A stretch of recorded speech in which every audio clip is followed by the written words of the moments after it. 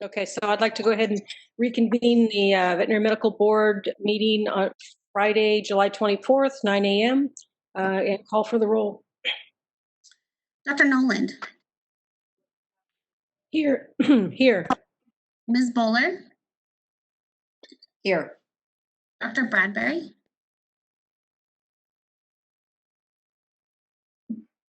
Dr. Bradbury, you're muted and your video is on.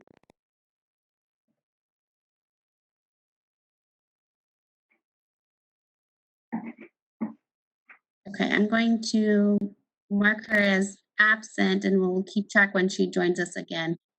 Ms. Laredo? Here. Dr. Nunez? Here. Ms. Prado is absent today. Dr. Waterhouse? Here. Ms. Yanez? I'm here. We have a quorum. All right, thank you. First of all, I just need to understand, do we have the court reporter on the line? This is the moderator. I just promoted Ann Lietz, our court reporter, up to a panelist. Ann, if you could please unmute your microphone so we can do a quick mic check. Yes, I'm here. I apologize. There was confusion this morning. I am here. Can you see me? Yes, we can see you. Okay, I Yes, cannot good morning. see you. Oops.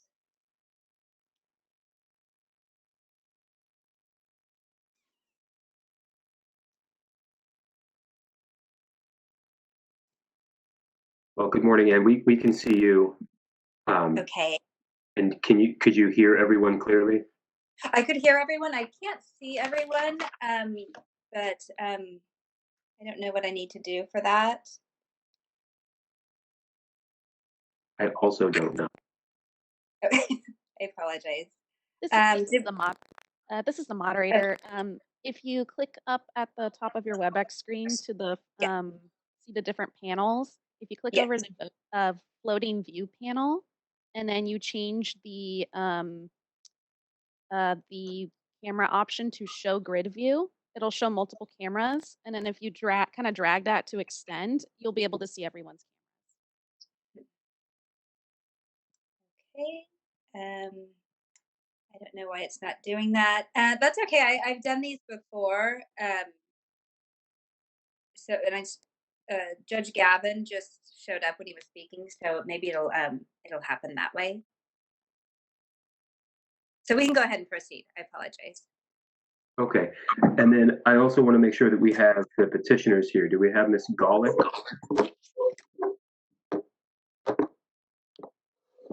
This is the moderator. We have both our petitioners on the line. Would you like me to go ahead and promote them up to a panelist?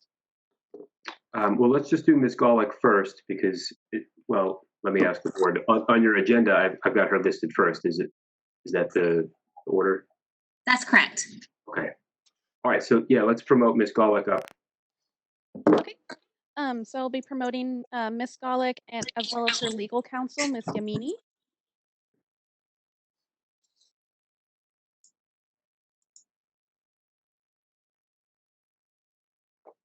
Good morning. Ms. Yamini, can you hear me?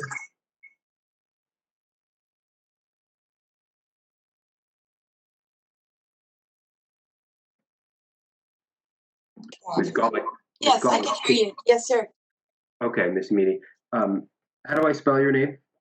Gawlik, Gawlik. All right. Ms. Yamini, can you hear me?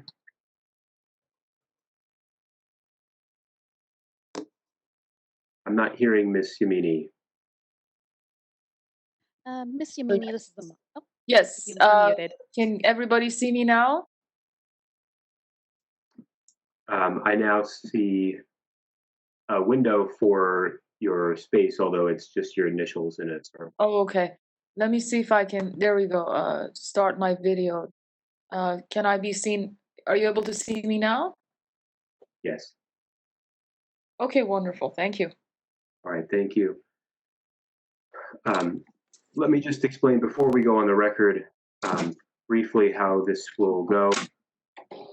In a moment, I will call the case I'll identify myself. I will establish that the board has already established a quorum, and I will then ask for appearances of the parties, starting with the Deputy Attorney General, Crawford. After the parties have identified themselves and we've identified the case, then I will invite Ms. Crawford to give a brief overview of what the petition hearing includes and the petition packet includes, just to orient the board on what this matter is concerning. After that, I will turn it over to you, and you can present witnesses, including Ms. Golick. Do you have any documents to present other than anything that was already submitted? No, Your Honor, everything that was uploaded is what we're going to submit as part of our evidence. All right, let me just have that. Judge Gavin, I'm so sorry to interrupt, but due to the fact that we have another board member who was able to join us, I recommend when you go on to the record, if you do another roll call, just to make sure that the record accurately reflects who attended. Each hearing, I understand there's only 2 today, but each one I'll need to take a roll of the board members, Great. because each hearing needs to have its own separate transcript, and each hearing needs to have a quorum established. So I'll be Perfect, thank you. I'll be going through. Pardon me, one moment. I've got multiple screens here, so if I'm looking off into the distance, I'm just looking at another screen, and I'm just making sure that I have all of the documents readily available here. Ms. Crawford, you submitted 4 exhibits, or 4 documents labeled as exhibits. Will you have anything additional to submit? No, Your Honor. All right. And Ms. Amini, I see here I've got what was uploaded on the 16th was Petitioner's Exhibits A and B. That is correct, Your Honor. In addition to what was submitted initially, well, it's actually what I have, Your Honor, is exhibits A, B, C, D, and E. But I believe maybe what you have is a different format. Well, what I have is it appears to be 6 total pages. It is A1, A2 through A5, which all appear to be letters of support. Yes, that's correct, Your Honor. That's what I have also. All right, That and was then what was uploaded after to supplement what was included in the original petition as well. okay. Your So- Honor, I think we may need to go through those because I have 6 pages and mine were not marked as exhibits. So I don't know which ones, what number correlate with what document. Fair enough.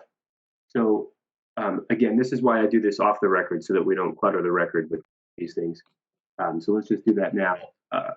The order that I have them in is a letter of support from Lady Hokinson. Her name appears in the top right corner. And Dr. Hokinson's letter is part of Exhibit A. It's page A1. I then have a 2-page letter of support from a person named Sue Gilbean. That's part of Exhibit A, and that's pages A2 and A3. I then have a letter of support from another 2-page letter of support from Jackie McIntyre, part of Exhibit A, and it's pages A4 and A5. And then I have a certificate of attendance for a class on responsible antimicrobial use in small animal veterinary medicine. That's labeled as Exhibit B. It's the only page in Exhibit B. That's correct, Your Honor. That's what I have also. All right, Ms. Crawford, Thank is you. that consistent with what you have? Yes, I have all those documents and I've marked them. All right, thank you. And then, Ms. Amini, you have the 4 exhibits that Ms. Crawford submitted? I do, Your Honor. Okay. All right, good. let me just say a couple things about the process, this video conference process. As you know, we have a court reporter, and by the way, this will be the same speech I give. I don't know if it's phrase or frizzy, but for the next petitioner. So if you can hear me, just pay attention to this as well. Because this is on a video conference, we have a court reporter, but we need to observe a few special rules. First is that we need to make sure that we speak loudly enough, slowly enough, and one at a time enough that she can clearly hear what has been said. The second is that we need to communicate with words as opposed to gestures or non-word sounds. If you nod your head, I and the board members will see that you have done so, but the court reporter is not obligated to interpret that gesture and put that on the record. So I or one of the attorneys may say, is that a yes or is that a no? And in doing that, we're not attempting to put words in your mouth or make a record for you. We're just trying to clarify what your testimony is. The same goes for non-word sounds. Uh-huh and uh-uh, when typed out, look like some version of UH-UH. It's very hard to tell for someone reading the transcript after the fact what was actually said. So again, if that happens, you may get prompted to clarify what you said. Finally, if for some reason the court reporter did not hear clearly what you said, she may interrupt and ask you to repeat something. If she does so, she's asking you to repeat the exact same word or phrase that you just used, but louder and slower. She's not questioning you as a witness. She does not want you to provide additional clarifying information. If you said that you went to see a doctor and you gave the doctor's name and she interrupted and said, what was that? You would not explain that that doctor is your orthopedist in Roseville. You would simply repeat the exact same name that you just used. All right? Okay. Ms. Crawford, is there anything to take up before we go on the record? I don't believe so. All right, Ms. Yamini, is there anything to take up before we go on the record? No, Your Honor. All right.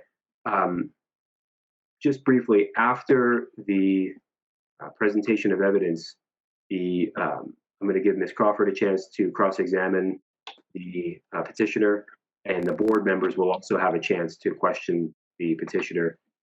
Different boards have different preferences for the order of that and the sequence of that. Does this board prefer to have Ms. Crawford question the petitioner first and then follow up with questions, or does this board prefer to ask its own questions? We would like DAG Anahita Crawford to ask the questions first and then turn it over to the board members, please. Okay, thank you. So that's the process we'll follow after petitioner through her attorney has presented her evidence. Ms. Crawford, I'll turn it over to you, and then I'll give the board an opportunity to question the petitioner after. Okay. All right. Anne, are you ready to go on the record? Yes, we can go on the record. Thank you. All right, let me pull up my form here. Okay, we are on the record in the matter of for reinstatement. I'm now hearing an echo of my voice.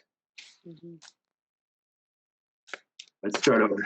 We're on the record in the matter of the petition for reinstatement or modification of penalty of Elaine Marie Golick. It is being heard before the Veterinary Medicine Board on July 24, 2020. It is agency case number D as in Delta 1, 2011, 35, and OAH case number 2020-050-414. My name is Sean Gavin. I'm an administrative law judge with the Office of Administrative Hearings, OAH, who has been designated to preside over this matter that the board will be deciding. Can I take the appearances of the parties, starting with counsel for the Attorney General? Anahita Crawford, Deputy Attorney General. You? And Yes. counsel? Good morning, Your Honor. Nagin Yamini, I'll spell that for the record. N as in Nancy, E as in Edward, G as in George, I, N as in Nancy. Yamini, Y-A-M as in man, I, N as in Nancy, I. All right, thank you both. Before we went on the record, I explained in brief detail how the hearing will proceed today, I need to first establish a quorum of the board. Can I have the board members identify themselves? And unfortunately, I don't have a roster here of who has attended, so I'll perhaps ask the moderator to call. I can go ahead and call the roll for you. Dr. Alright. Noland, Present. Ms. Bowler, Present. Dr. Bradbury, Present. Ms. Laredo, Present. Dr. Nunez. Present. Ms. Prado is absent. Dr. Waterhouse, Present. Ms. Yanes. Present. We have a quorum. All right, thank you. It's been established that those members constitute a quorum of the board. As I said, I explained briefly how the process will proceed today. I will first invite Ms. Crawford to briefly orient the board with regard to the petition and submit the exhibits that she has prepared on behalf of the Attorney General's office. I will then invite Ms. Yamini to present her evidence in the form of presenting her exhibits and questioning her client, at which point we will then turn it over to Ms. Crawford to cross-examine petitioner, and then the board members will have an opportunity to question the petitioner.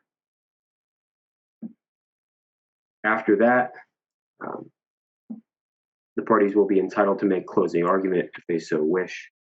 Closing argument is a brief summary of what the evidence was and a suggestion of what the outcome should be. Please keep in mind for the petitioner, as you present your evidence, that the board has already had the opportunity to review the petition, and the board is particularly concerned with any rehabilitation may have occurred since the original license discipline. Any questions about that procedure, Ms. Crawford? No. Ms. Yamini? Your Honor, just one brief question. There were some letters of rehabilitation that were submitted as part of the original petition.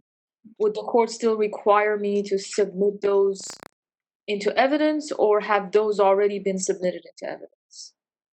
The original petition is identified in Ms. Crawford's packet as Exhibit 3, and it includes a number of attachments, Yes. which, by my reading, include some letters, including a letter from petitioner herself, as well as some additional letters of support. So those documents are already included in what Ms. Crawford will be presenting as Exhibit 3. Understood. That answers my question. Thank you, Your Honor. If, as you follow along, you believe that there are additional attachments that should have been included with Exhibit 3 that you do not see, please alert us and we'll handle that when that comes up. Certainly, Your Honor. Thank you. All right. Any other questions before I turn it over to Ms. Crawford for an orientation to the board? Ms. Yamini? No, Your Honor. Thank you. All right, Ms. Crawford, when you're ready. Thank you, Your Honor. Good morning. I am Anahita Crawford. I'm the Deputy Attorney General that will be appearing on behalf of the Attorney General pursuant to Government Code Section 11522, representing the people of the state of California. I am here to assist the board in fact-finding and to ensure adequate information is obtained from which to make a decision. My role is not adversarial, but it is intended to protect the public interest. By way of a background of this case, the petitioner was issued her license on July 6th of 1989. An accusation was filed on August 6, 2011 to revoke petitioner's license. The basis was that on November 17th, 2010, the petitioner had been convicted of a DUI because she drove with a blood alcohol level of 0.27 and crashed into two parked cars. In addition to a jail term, fines, and fees, she was placed on probation for 4 years. 3 years prior to that, on June 13, 2007, respondent had been convicted of public intoxication when she rode her bicycle to the store to buy vodka. She was convicted of 2 other DUIs in August and November of 2002. And furthermore, in 2007 and 2009, she had failed to disclose her 2007 conviction for public intoxication on her renewal applications. As a result of those allegations, the accusation was filed and a hearing was held on the accusation. The ALJ's decision was adopted effective August 23, 2012. At the hearing, the petitioner testified that she was an alcoholic, that she binge drank vodka, that her drinking problem began in the late 1990s, and that she had been sober since September 10th of 2010, the date of her last arrest at the time. She demonstrated that she had taken rehabilitative efforts towards obtaining sobriety, but nevertheless, the court revoked her license and stayed the revocation, placing her on probation because the ALJ determined that she had not demonstrated sobriety for a sufficient period of time, that she did not have insight into why she binge drank and was still on criminal probation. She had not completed the criminal court-ordered alcohol programs, and the ALJ believed that she was dishonest in her application for renewal. The court suspended the petitioner's license for 60 days and placed her on probation for 5 years, with costs of $2,260, which were ordered to be recovered. She was ordered into psychotherapy, ethics training, to participate in a rehab program, and submit to testing and abstain from alcohol. However, on February 2nd, 2016, the board filed a petition to revoke the petitioner's probation because she was convicted in 2015 of her 4th DUI and had a blood alcohol level of 0.36. She had also failed to comply with other terms of probation. The petitioner's license was revoked on November 23rd, 2016, pursuant to a default decision. At this time, Your Honor, I can introduce my exhibits. Yes, please. Exhibit 1 is the notice of hearing for today's hearing date. I would like that marked and admitted at this time. Ms. Amini, do you object? No, Your Honor. Exhibit 1 is admitted without objection. Exhibit 2 is the license history certification for the petitioner. I'd like that marked as Exhibit 2 and admitted at this time. Ms. Amini, do you object? No, Your Honor. Exhibit 2 is admitted without objection. Exhibit 3 is the petition for reinstatement, along with the attachments in support. Would like that marked as Exhibit 3 and introduced. Ms. Amini, do you object? No, Your Honor. Exhibit 3 is admitted without objection. And lastly, Exhibit 4 is the default decision and order in case number D1 2011-35, along with the underlying documents, which include the petition to revoke probation, the decision and proposed decision of the ALJ, as well as the accusation. I'd like that marked as Exhibit 4 and introduced. Ms. Amini, do you object? No, Your Honor. Exhibit 4 is admitted without objection. Thank you, Your Honor. At this time, I have no additional evidence or witnesses to present. I would just reserve on questioning the petitioner. All right, very good. All right, Ms. Amini, now Yes, we turn to you to present petitioner's case. Thank you, Your Honor. May I give a brief opening statement just so there's a roadmap as to what the evidence would show? Yes, you may. Thank you so much, Your Honor. Good morning, folks. So what we have, what is presented before the board today is a case where Ms. Golick admittedly suffered from alcoholism and has engaged in extensive, regimented, thoughtful, and conscientious remedial and rehabilitative efforts in order to overcome the alcoholism. Ms. Golick's troubles began, as Ms. Crawford mentioned, in the 1990s.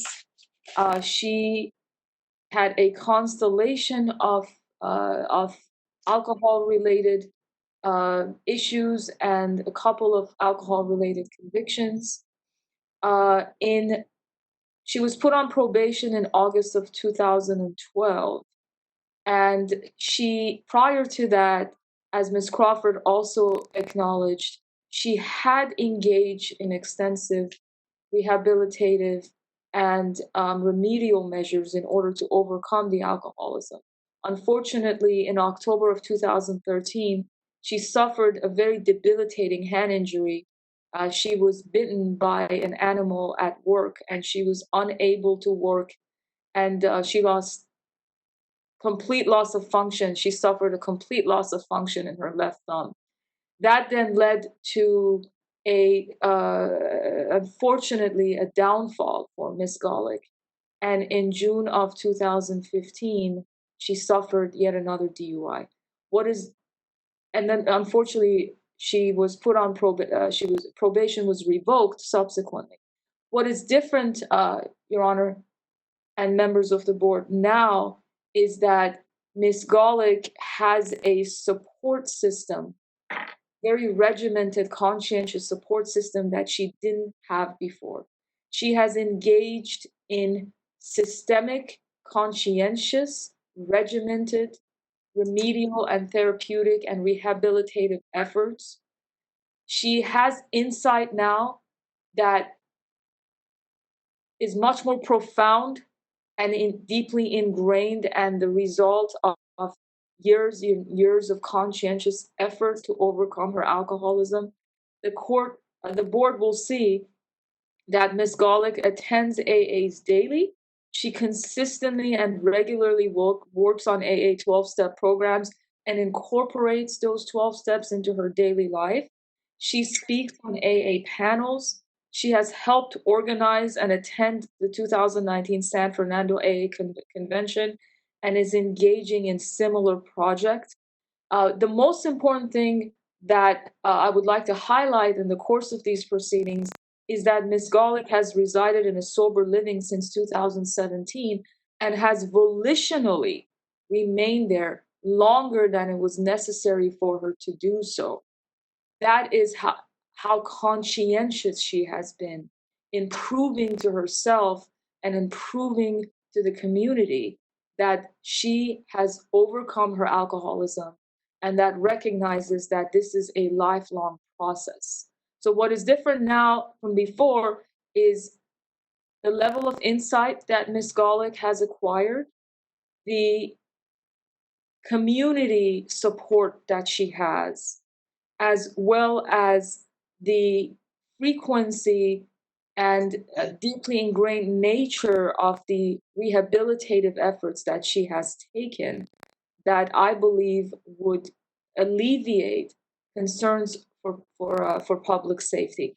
I would also like to mention as a highlighted fact that as a result of being in a sober living since 2017, Ms. Golick has consistently tested negative for alcohol and drugs. Otherwise, she would have been discharged from the program. And the board has multiple letters and multiple sources of evidence attesting to that fact. Thank you very much. All right, thank you for that opening statement. How would you like to move forward with presenting your evidence? Your Honor, I would like to at this point admit into evidence. I'm assuming that, as you mentioned, Your Honor, the documentation submitted with the petition has already been admitted into evidence. Am I correct about that? Yes, exhibits 1 through 4 have been admitted. Thank you very much, Your Honor. So at this point, I'd like to admit into evidence the exhibits that Your Honor previously enumerated, exhibits A and B, A1 through A5, and as well as exhibit B, which is a certificate of completion. Ms. Crawford, with regard to exhibit A, which is 5 pages spanning 3 different letters of support, do you object?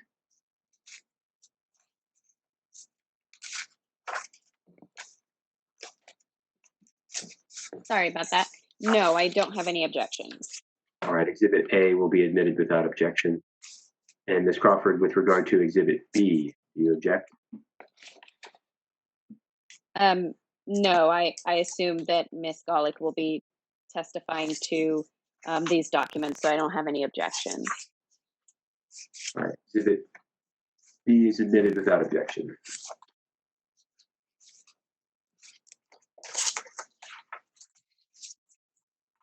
Thank you, Your Honor.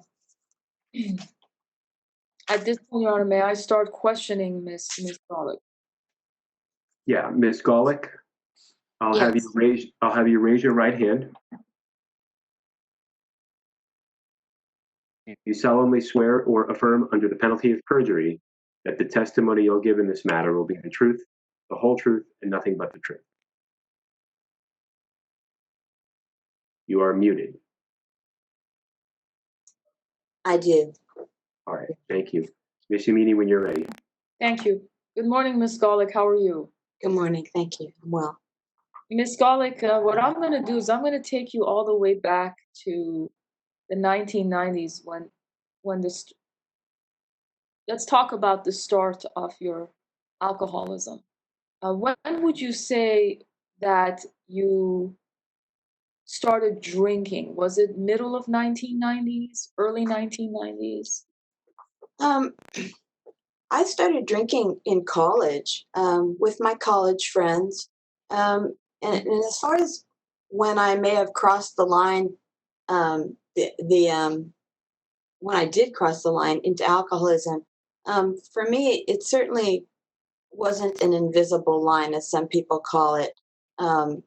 I progressed into alcoholism towards the late 90s when I started hiding my drinking and drinking alone, hiding it from family, friends, and in doing so, trying to save face and to make everyone think that everything was normal, but yet it really wasn't. So yeah, the late 90s. That's when I started hiding my drinking, and it progressed. In many ways, in a binge type fashion, where I would drink for months and months, and then not drink for months, and then drink again for months and months, and not drink for months and months. I can tell you with certainty that the consequences of my alcoholism got progressively worse as the years went on, and one would think predictably worse. Unfortunately, hindsight's always 20/20, and I often didn't play the tape as to what potentially might happen from my actions, like I do today. So that's basically the timeline. Ms. Garlick, if I may just ask a couple of specific questions about that time period. Sure. Before your legal trouble started in 2002, would you say that you were already an alcoholic at that point? Yes, I recognized my alcoholism in 2000 and first sought help through AA, thinking that if AA could help others, possibly could help me, but I wanted a quick fix. I really didn't work the program, and because I had stopped before, I really didn't see so much of the need to have help in that fashion. So I didn't particularly embrace the program. When I got sober, the other thing that happened was my ex-husband, or my husband at the time, he didn't stop drinking. And I figured, well, I stopped drinking. He didn't stop drinking. We ended up getting divorced, and that was a big issue. And yet I figured, here I've stopped drinking and my life's not all well and wonderful. So yeah, in 2000, I recognized myself as an alcoholic. Yes. And in retrospect, when you take a panoramic view of your life since the 1990s, do you have any insight as to what explained your alcoholism? I drank in order to change how I felt. I've been through therapy going back and, do things in your childhood form, help to contribute to addiction type behaviors. And I suppose they do. I think that sometimes that, for me, that got used as an excuse. If you had a life like mine, you'd drink too. For me, growing up, it wasn't okay to show emotion, especially negative emotion. So I found something that covered up my emotions so that I didn't have to deal with them, and that was alcohol. Alcohol did that very well for a long time until it didn't. And that's a big part of why I drank. I wanted to change the way I felt, or not feel at all. And Ms. Garlick, your legal troubles, alcohol-related legal troubles, began in 2002. Let's go through them one by one. In 2002, you suffered a DUI. And your blood alcohol content was a 0.27. Let me start with this. What was going on in your life during the time of this arrest? That's right about the time that my husband and I separated, and I think I figured I was very hurt by that. I thought, well, if I stop drinking, everything should get all well and wonderful, and of course it didn't. And I was headed towards divorce, and I guess looking back, I guess I rather naively thought, well, getting sober didn't help me out, so why stay sober? And I went back to drinking. And that was that was the troubles in 2002. What about June of 2007, when you were convicted of 647? What about that? What was going on in your life then? I was a new mother. Mm-hmm. And in 2007, I made the biggest mistake I've ever made in my life. And that was to put my need to what I thought would be feel better in front of the needs of my daughter. Thinking very immaturely that I would be gone for all of 5 minutes, because that liquor store was all of 2 minutes away on my bicycle, and I wasn't going to drive, so I wasn't going to get in trouble, and I did. And that is one of the biggest regrets I have, from any trouble that I've gotten myself into, because of drinking, for sure. I don't know that I can't, I wish I could blame it on something like postpartum depression, this or that. I drank because I wanted to feel differently, and I was covering up feelings of anxiety, depression. I have dealt with depression. I wanted to change my feelings, and I put that in front of everything else. And also, fast forward a little bit, in November of 2010, you suffered another DUI. What was going on then? I had just gone through a custody battle with my daughter's father. It involved me leaving a domestic violence situation and coming to Los Angeles with her. And at that point in time, I was signing over the house that he and I had purchased together. It was going to go into foreclosure. That house is to be gifted to her. I had put my life savings into that house, and I was going to lose it and rely on him to keep his word that he would save this house. Long story short, I sat there in the parking lot of of a bank at where the notary was, and drank and drank, and then I was hoping that I could scurry home before I got completely intoxicated, and I was involved in an accident where, looking back, I could have killed anyone, and thanks be to God that I didn't, but I sure could have. And between August 2002, when your alcohol-related legal troubles began, and November of 2010, did you seek any kind of help, whether be it individual therapy or alcohol-related group therapy? Yes, both. I sought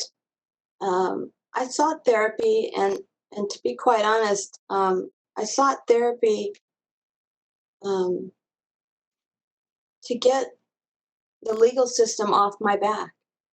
I wasn't seeking therapy for the sake of at least I don't believe I was seeking therapy for the sake of getting better. I think I was seeking therapy to solve my legal issues.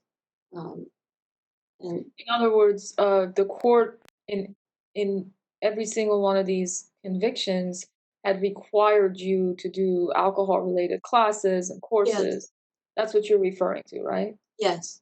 Okay. And did you step outside of that requirement to seek additional help that wasn't legally mandated by the courts?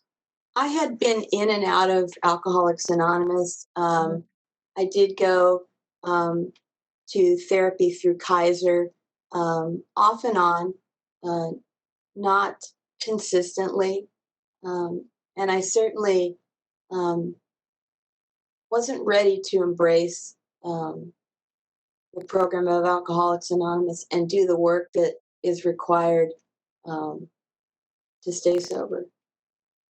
So now, in retrospect, Ms. Golick, when you look at that period when your legal troubles began from 2002 to 2010,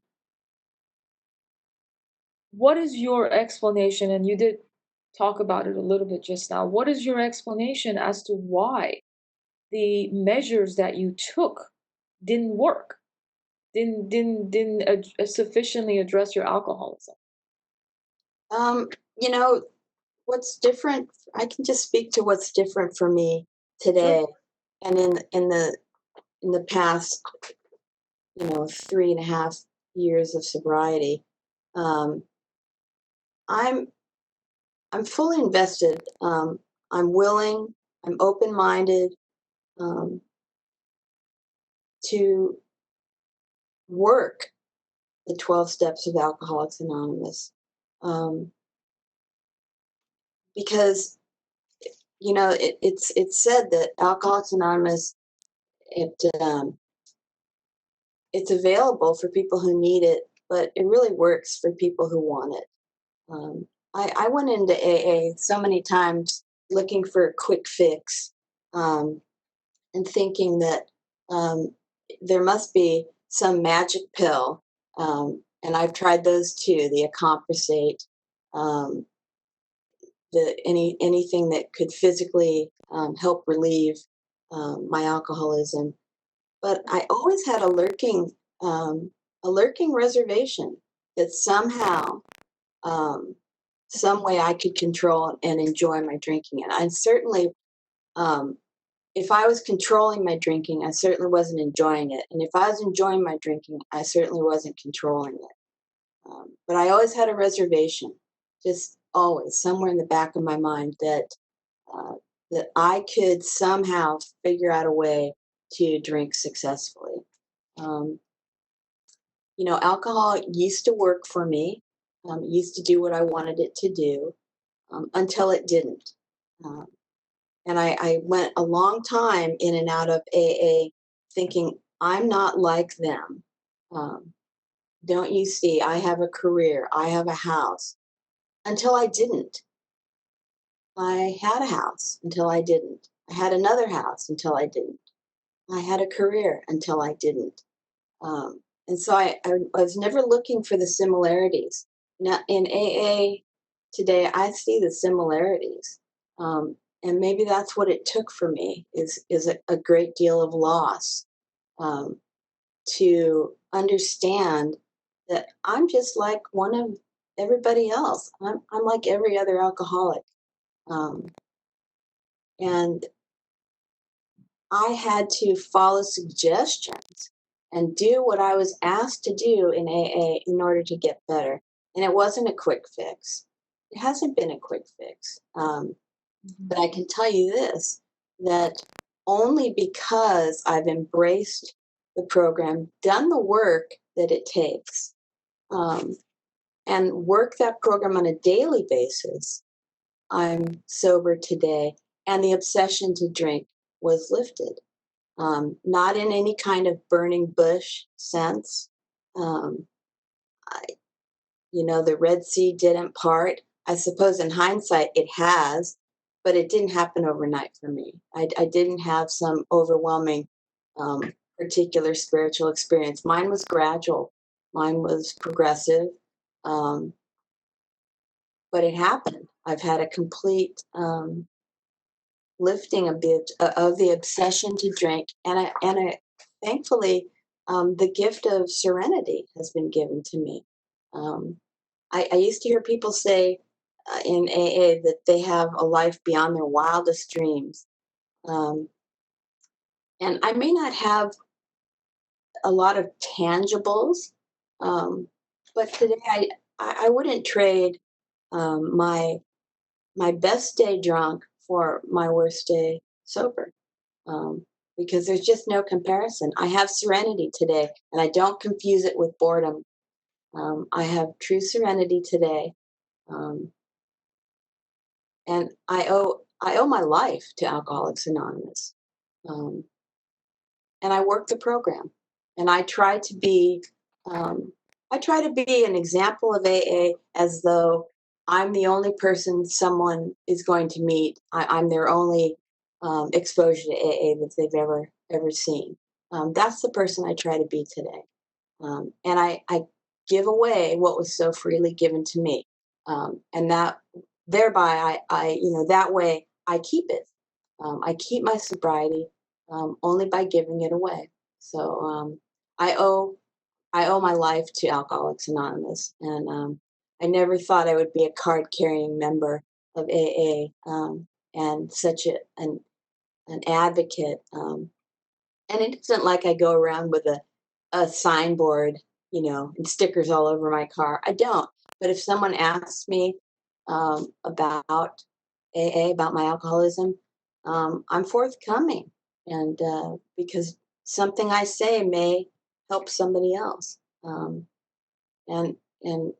gosh, I'm not special, but I'm a I was a live to die drunk, and if I can get sober, I really feel that I can help just about anybody get sober, because I fought it for a long, long time. Ms. Golick, you were put on probation in terms of your license in August of 2012. What happened in October of 2000? Actually, let's actually backtrack a little bit. Let's start with November of 2010, when you suffered a DUI. At what point after November 2010 did you seek another round of help?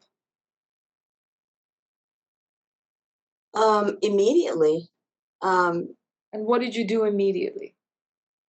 I did go back to AA immediately. But again, I was very, very fearful that the legal consequences were going to be so dire, so extreme. They were more dire than they ever had been. But that was just another indication of every time I drank alcoholically, the consequences got worse and worse and worse. And could I have gone lower? Yeah. The jails, institutions, and death. Been to 2 of 3. For me, I sought help, but again, I wasn't embracing the program of AA, because until I did, I didn't know what it was to invest myself fully in Alcoholics Anonymous and invest myself fully in sobriety. Until I did, and now I know what that's like and what that's about, and what it's like to have that network around me of true friends. And all my friends are sober today. That's who I surround myself with. All my friends at work aren't sober, but all my friends that I can rely on for anything are sober, and they can rely on me for anything. So yeah, so I went back into AA, but certainly not with the effort it was going to take for me to not only get but remain sober, and that's the difference for me today. And you suffered an injury, so you were put on probation in August of 2012, and then in October of 2013 you suffered an injury. Tell us about that. I was working on a patient, and that patient, as we were moving it, had a seizure. I was bitten very badly. It crushed part of my thumb, my left thumb, and I went through a lot of physical therapy. It was badly infected. I was on months and months of intravenous antibiotics. My hand swelled up terribly. It's still swollen to this day, and I have some nerve damage in the thumb, but not like it was. I can use my thumb today, but it was a very, very bad bite, a crushing injury. And what happened to you psychologically and physically as a result of that setback? I was unable to work. I was hospitalized intermittently several different times.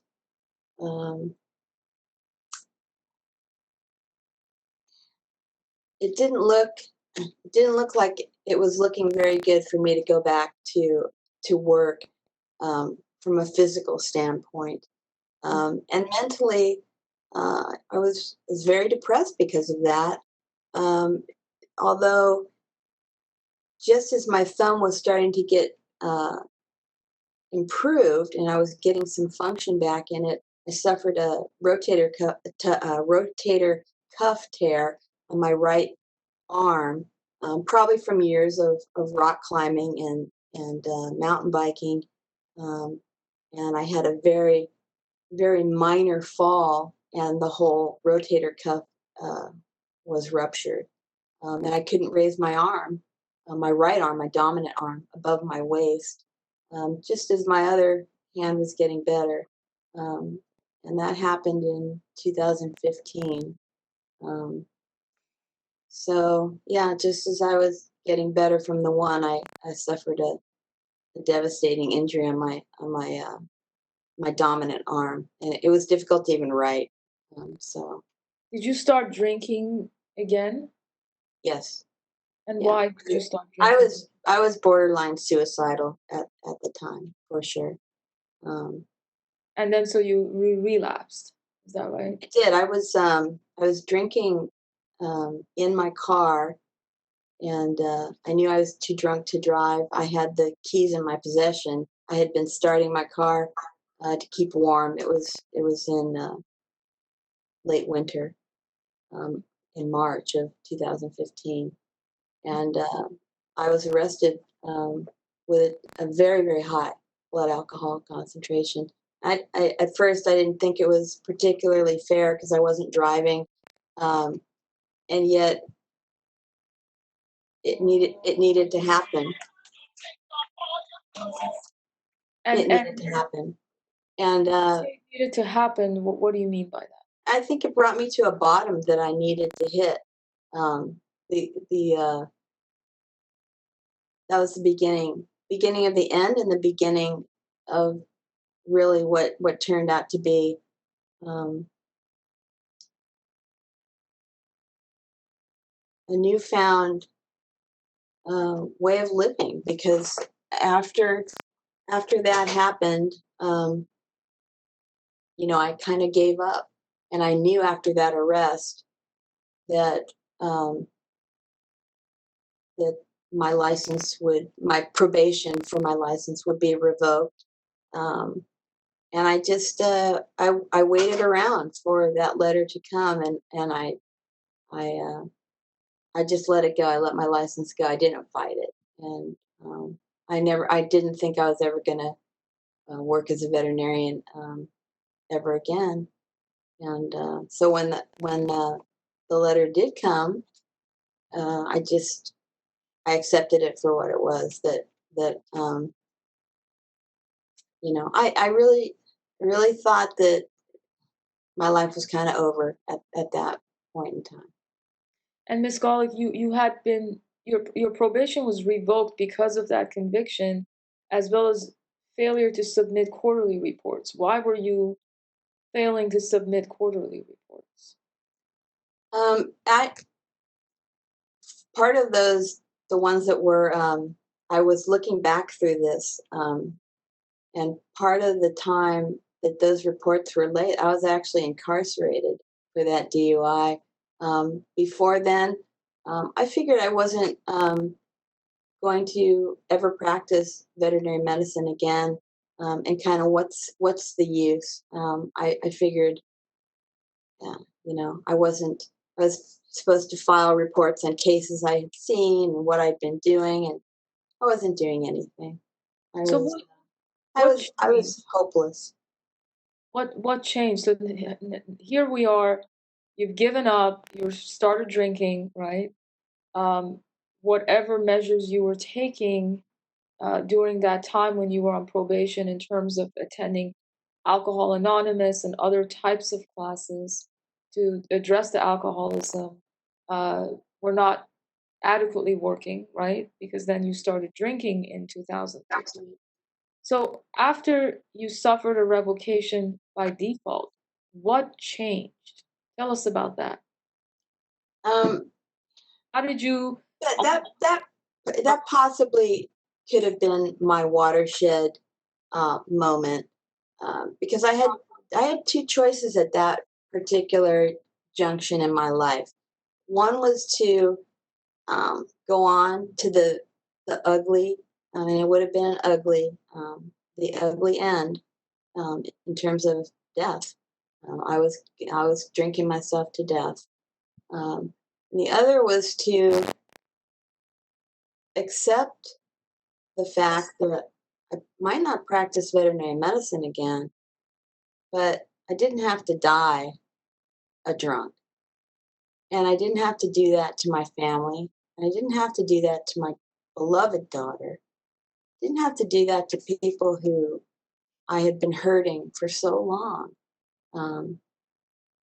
And so I decided to try it yet again. My sobriety date's August 16th, 2016. And I didn't go into the sober living home until another year. I had a couple of surgeries that were unsuccessful to fix my shoulder, and not until 2000, late 2017, they actually replaced my shoulder. I got a total shoulder replacement, which allowed me to lift my arm again. And so it was a good 2 years, a year before I went into sober living. And I went into sober living because as I got to that 1 year mark, I got kind of scared. I thought, I've had a year before, and I've given it away, or I've lost it, or however you want to phrase that. I've drank again. So I went into sober living home, and things really were very structured, and I needed that. I needed that in my life. It's been a great experience, but the biggest thing for me is when I became willing to do the work that it requires to get sober and stay sober in AA. That's when everything started changing for me for the better. I finally started identifying with the similarities that I saw in other people in AA, instead of seeing myself as terminally unique or different. I'm not different. I'm just another drunk. But I'm blessed because I'm not just another drunk anymore. I'm a recovering alcoholic, and I can say that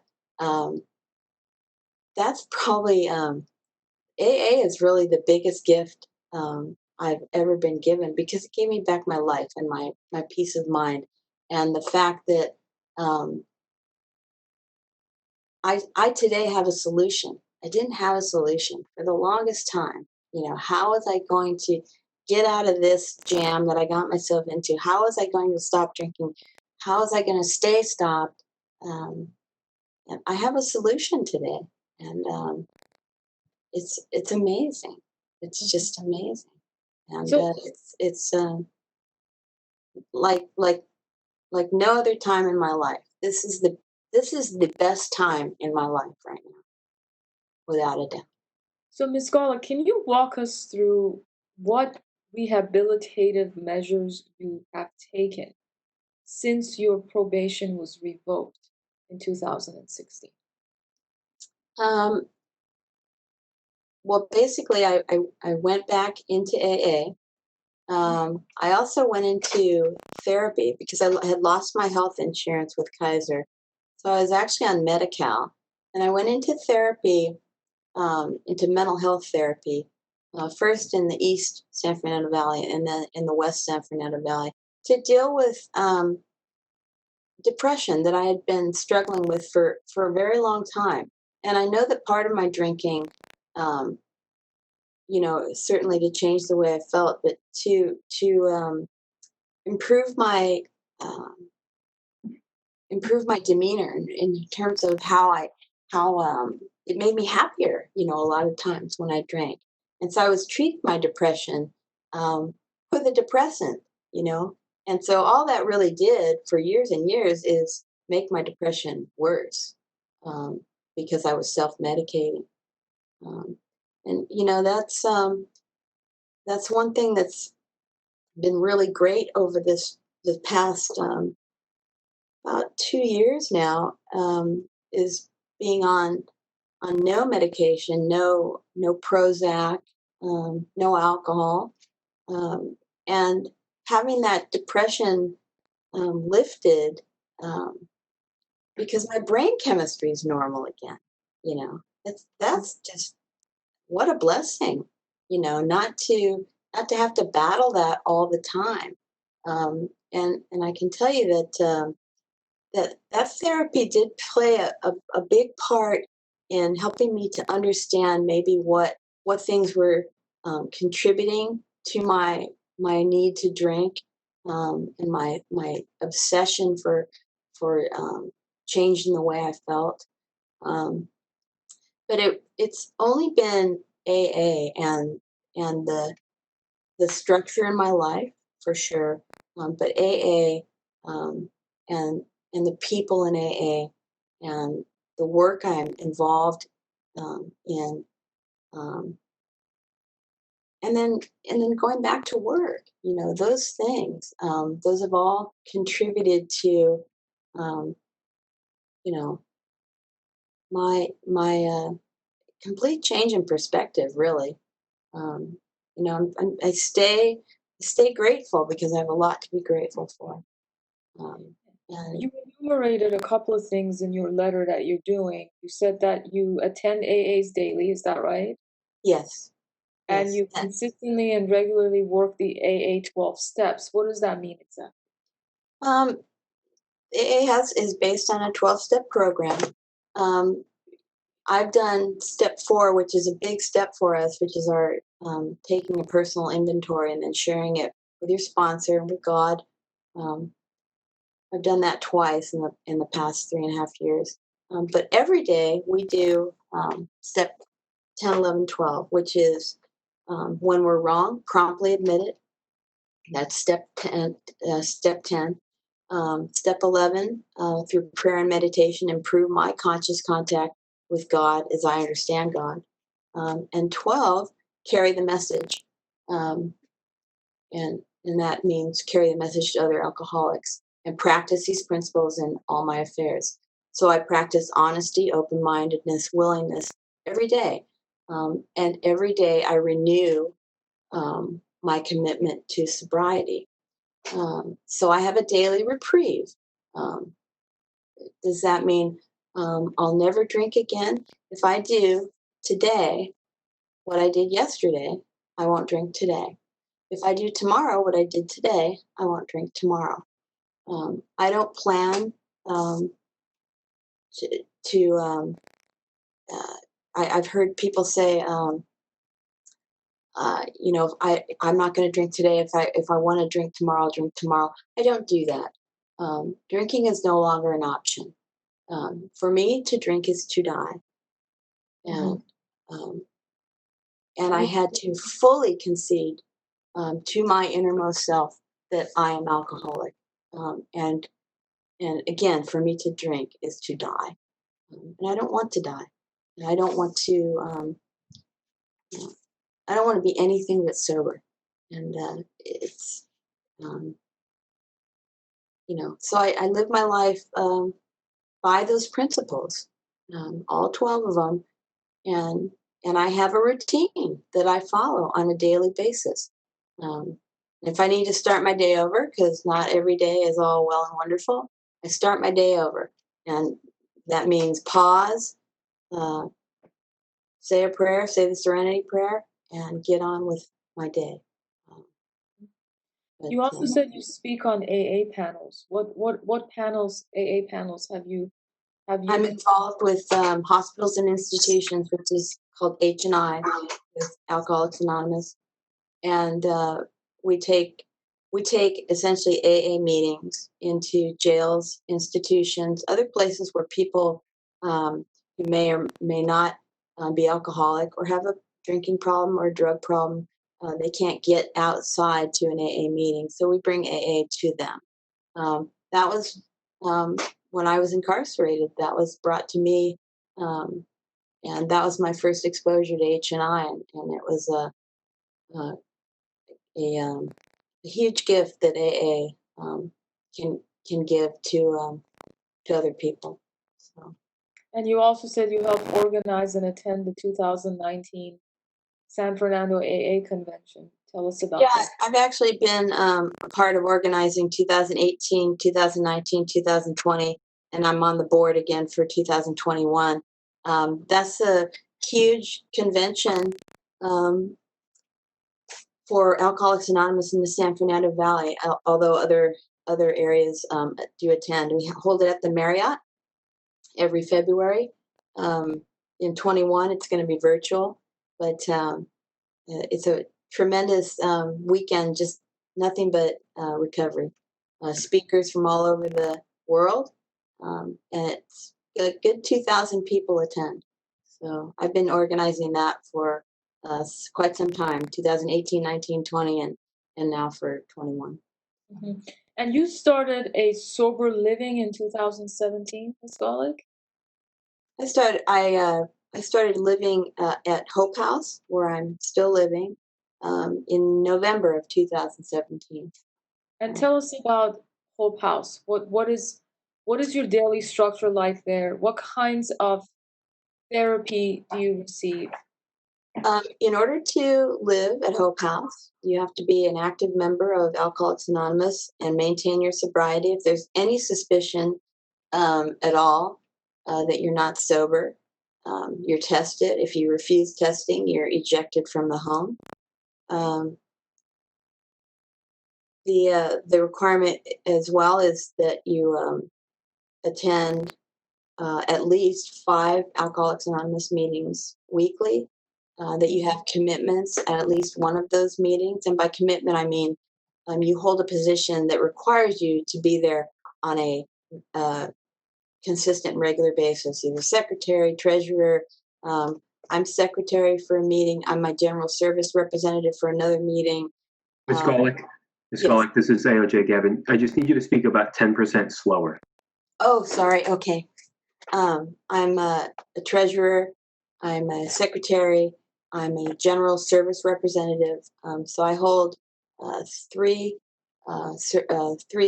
service positions or commitments at my local AA meetings, my home group, as well as serve on hospitals and institutions.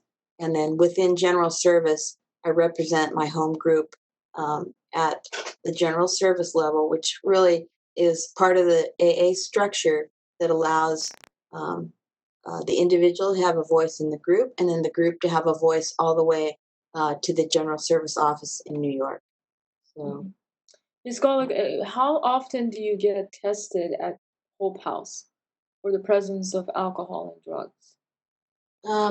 I've been tested on just a couple of different occasions where I requested testing just to have it. There's not a set regimented schedule for testing. You're tested if there's any suspicion that you are drinking or using drugs if you use drugs. And if you refuse testing, you're ejected. Mm-hmm. And let me ask this: what you mentioned that you suffered from depression, and that was somewhat the underpinning factor that fueled your alcoholism. Have you sought, since your last DUI conviction in 2016, have you sought treatment for depression? Yeah, after my last conviction, which was in March of, well, I was arrested in March of 2015. The conviction was in June. That's when I started going to East Valley Mental Health in 2016, and then I continued until 2018 through West Valley. And were you being specifically treated for depression? Yes, for major depressive disorder. And why did you why did you stop? I went back to Kaiser. I got my health insurance back when I went back to work. I was improving and I was being weaned off of Prozac. And my doctor and I had a conversation last fall, and I've been off of Prozac for over a year now. Would you say that you still suffer from depression? I have not. No, I feel like having been sober for this length of time, that has really, and doing other things. I do other things in my life that, exercise, I eat right. Those other things have really, really helped. I meditate every single day. In fact, I meditate twice a day, morning and night. Those things have really done a lot to help. But I've stayed in contact during that time period where I was being weaned off of antidepressant medication. And I feel very good about having completed that. But I'm very aware of the symptoms. I'm very aware to keep my eyes open for that. If I have symptoms that last longer than 10 or 14 days where I'm feeling down, I know that's not normal, and so I know what to do for that. But no, I have not. I've not been suffering from depression for quite some time. And what are you going to do if you start noticing in yourself symptoms of depression or your mood going down? Oh, I'm What going to go. I'm going to go straight to my physician, Dr. Tu. I've been with him for a long time. I'm sorry, one more time. I didn't hear the last thing. Your voice. I have Kaiser, and my primary care physician is aware of my alcoholism and my depression. Okay. Now, what assurance does the board have, Ms. Gollick, that you have been 100% sober since your probation was revoked in February of 2016? What assurance does the board have that occasionally in the last 4 years you didn't relapse here and there, and you didn't succumb to what you referred previously to as a lurking reservation? First and foremost, I can't slip here or there. A slip for me turns into a run that doesn't just come and go. So there is no opportunity, nor is there any possibility for me to just take a drink. It doesn't end there for me. And truly, I believe for me to drink again is to die, because it won't stop with one. There's no way for me to sneak anything in terms of alcohol, because if I take one, there's going to be another and another and another. I can make a list, probably on a per drink basis, of things that I should be willing to lose, both tangible and intangible, were I to take a drink. So, and I have, like I say, a daily reprieve based on the maintenance of my spiritual condition, maintenance of my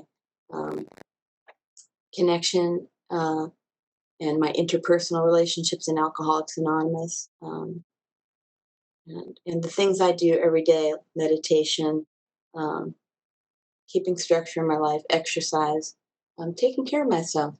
Those are the things I do outside of just not taking a drink, and I protect my physical sobriety at all cost. So yeah, I have no mental, emotional, or spiritual sobriety without physical sobriety, and I protect that at all costs.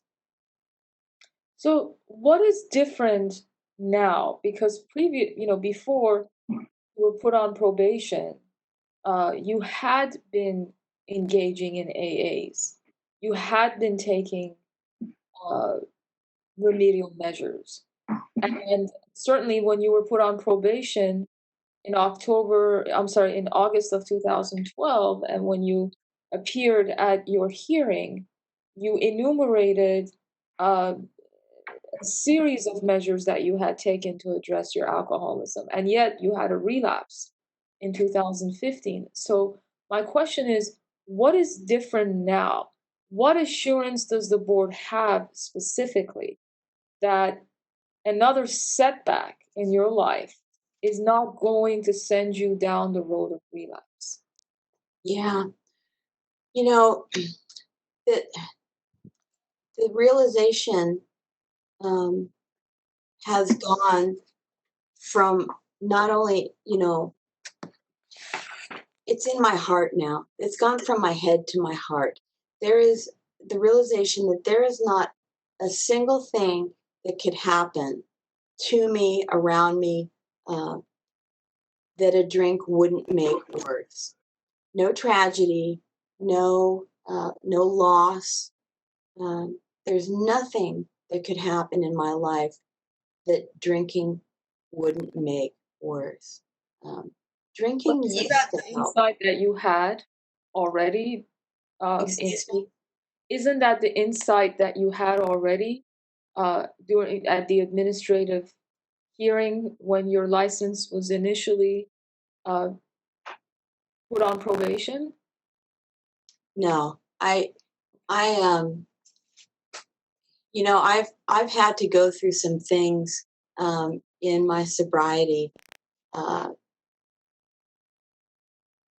this time around, and you know, I don't toss that around. I used to say that I was a chronic relapser. Um, Probably the closer description of my sobriety is that I never really got sober.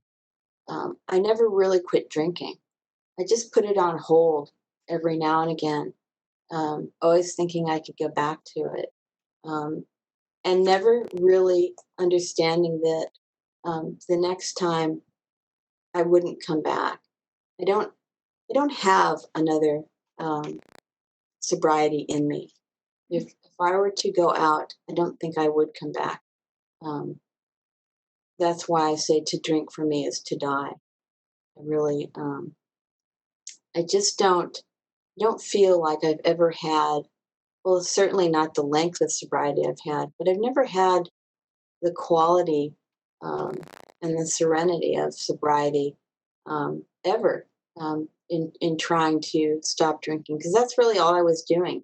I was a dry drunk. I would stop drinking, um, but I never really had the psychic change that has occurred, um, and that's why I think time is important. It takes, at least for me, it took time for those changes to happen, those psychic changes. And when I got sober in 2016, the only thing I had to change was everything. Um, and I don't mean by doing a geographic. I've done those in the past. I've moved from Northern California to Southern California. Unfortunately, I took myself with me. Um, but I mean, changing everything, changing the way I think about myself, the way, um, you know, for me, doing the next right thing. That didn't used to be default behavior for me. Um, I had to learn those things in AA. I had very few coping skills until I um, started embracing what AA was trying to teach me all along. Mhm, mhm. And what support system do you have now? And how is it different from what you had between 2012 and 2015? When I used to use AA as kind of a social gathering. It's still a social part of my life, um, but I didn't make true connections.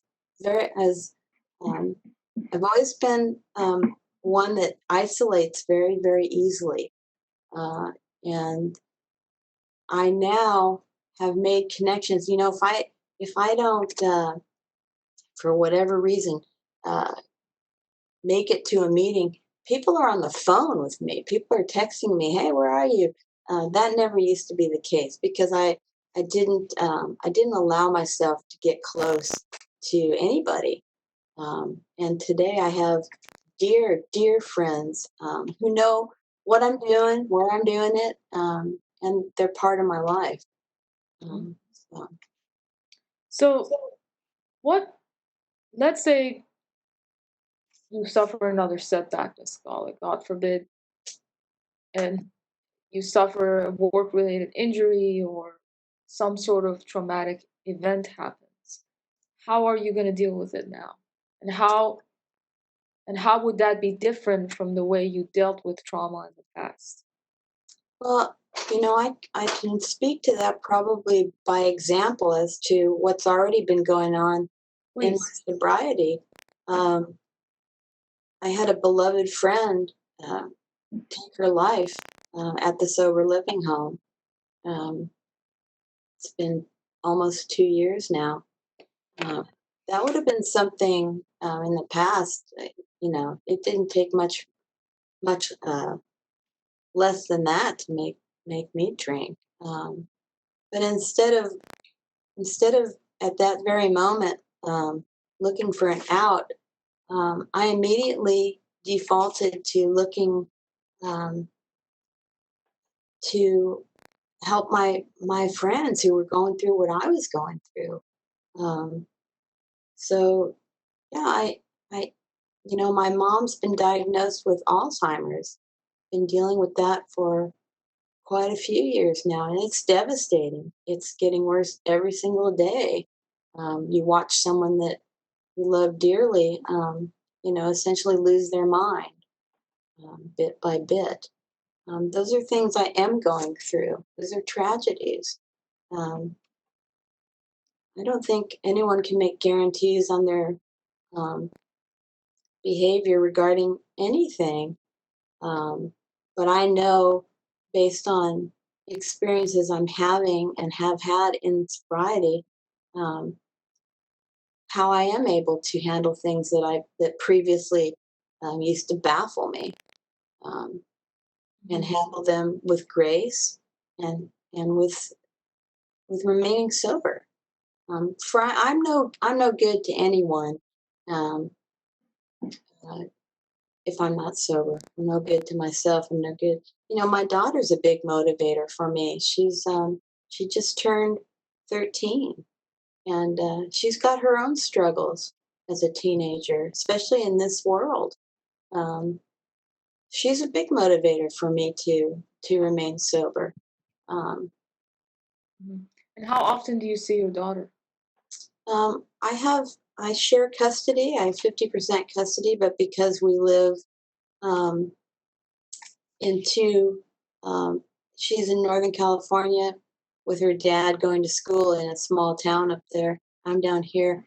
Um, I see her, it works out to be about 35% of the time. Hmm. And a couple more questions, Miss Golick. Did you volitionally stay in the sober living home after a certain point? Yeah, they when you first go to Hope House, they ask you to commit to a year. They don't. It's not like you can't stay there if you say no, but they want you to commit to a year. And I've been there going on 3 years. That's the best place for me at this point in my life. Um, it allows me to have my structure that I need. Um, my being surrounded by sober compatriots. Not all of them stay sober. It allows me to see what happens when you don't. Um, but it also allows me to be of service on a daily basis um, outside the actual rooms of AA. I'm of service at where I live. I'm of service to my folks, my parents, with my sister. We take care of my parents. And how much longer are you planning to stay in the sober living? Um, I haven't given thought to a specific move out date. So I'm just I'm staying as long as I need to, and right now that's where I need to be. Mhm. And what does your sobriety plan look like for the next 5 to 10 years? Um, I see myself especially becoming more involved in general service, but I don't see myself backing off of meetings simply because um, if I go to one meeting a week, I don't feel right. Um, uh, Not that I can because I where I live, um, but I know people that have been sober a long time, um, and they go to one or two meetings a week. I don't feel like that would work for me. I need that constant connection. Um, I've also seen people who have been sober a long time go out, and the first thing they tell me, one of the first things that I hear is that they quit going to meetings. So for me, meetings are crucial, but also I've gotten um, so enamored with and so involved in general service, and H&I as well, but in general service, the organizational structure of AA, that I see myself moving up from the district level into the area level as far as holding an office position there. Do you see yourself continuing your AAs on a regular basis for the next 5 to 10 years? Yeah, for me, I think meetings, for me, I need that. I need daily, if not every other day, meetings. And why is it so important for you to get your vet license reinstated? You know, veterinary medicine is my passion. I think one of the nicest things that's happened to me, certainly in the last 2 years, is being able to go back and work as an assistant, just to get back into the environment, and to keep learning. It's my passion. This is what I've done professionally since I was 25 years old. I'm 57, and I started working in veterinary medicine when I was 15. I volunteered for a local veterinarian, and he hired me, and I worked for him summers while I was in college. But it's all I've really ever wanted to do when I seriously started thinking about, careers as a teenager. And once How that, come- once, oh, go ahead. I'm sorry, I'm interrupting you. Finish what you were saying. No, it's once I saw that I wasn't going to faint when I saw blood. It was all go from there. How will you balance the rigors of your job as a vet with all the steps and all the measures that you have to undertake on a daily basis to stay sober? Oh, I do that now. It's if I don't think it's a matter of adding to a laundry list of things I have to do. It just adds to the quality of what I do at work, and how I handle people, especially. I have a lot more patience, perspective, compassion. I'm certainly, I think, better able to put myself in somebody else's shoes, um, and I'm a better listener than I used to be. Um, and I feel like I don't really I put my sobriety first, um, and because I do, it makes my work a lot easier. Makes even with a long day, it makes my day a lot easier. And one last question before we get to the exhibits, Ms. Golick. There was a concern that was raised by the administrative judge during your last administrative hearing, as well as Ms. Crawford mentioned it, about you, whether or not you disclosed, you properly answered a question on your on the application about your conviction. And during the administrative hearing, you told the admin judge that you didn't think you had to disclose that information. Tell us about that. What was going on with regards to that issue? Which date are you referring to? I'm talking about. Let me actually ask the question differently. Was there at any point in the course of all these proceedings when you did not disclose a conviction? Oh yeah. Tell us about that. When it came time, and especially that I think you're referring to 2009, 2007 and 2009. Right.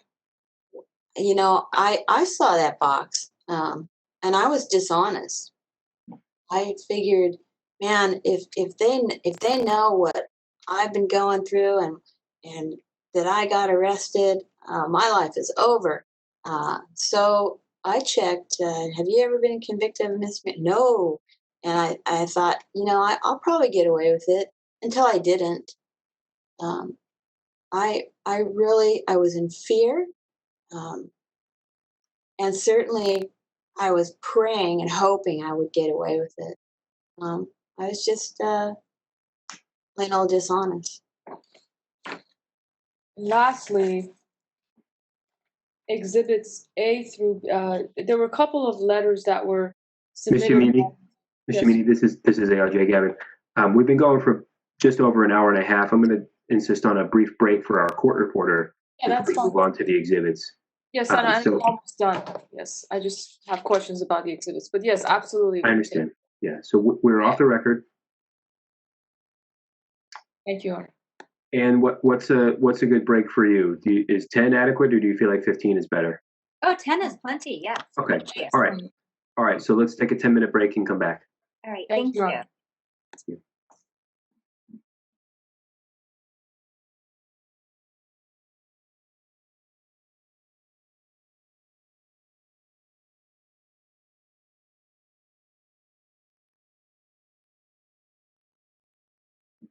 It appears the moderator may have muted everyone, or everyone just individually muted themselves. Ms. Crawford, are you ready to go back on the record? Yes, I am. Ms. Yamini, are you ready to go back on the record? Well, no, it appears, Ms. Yamini, that you may still be muted.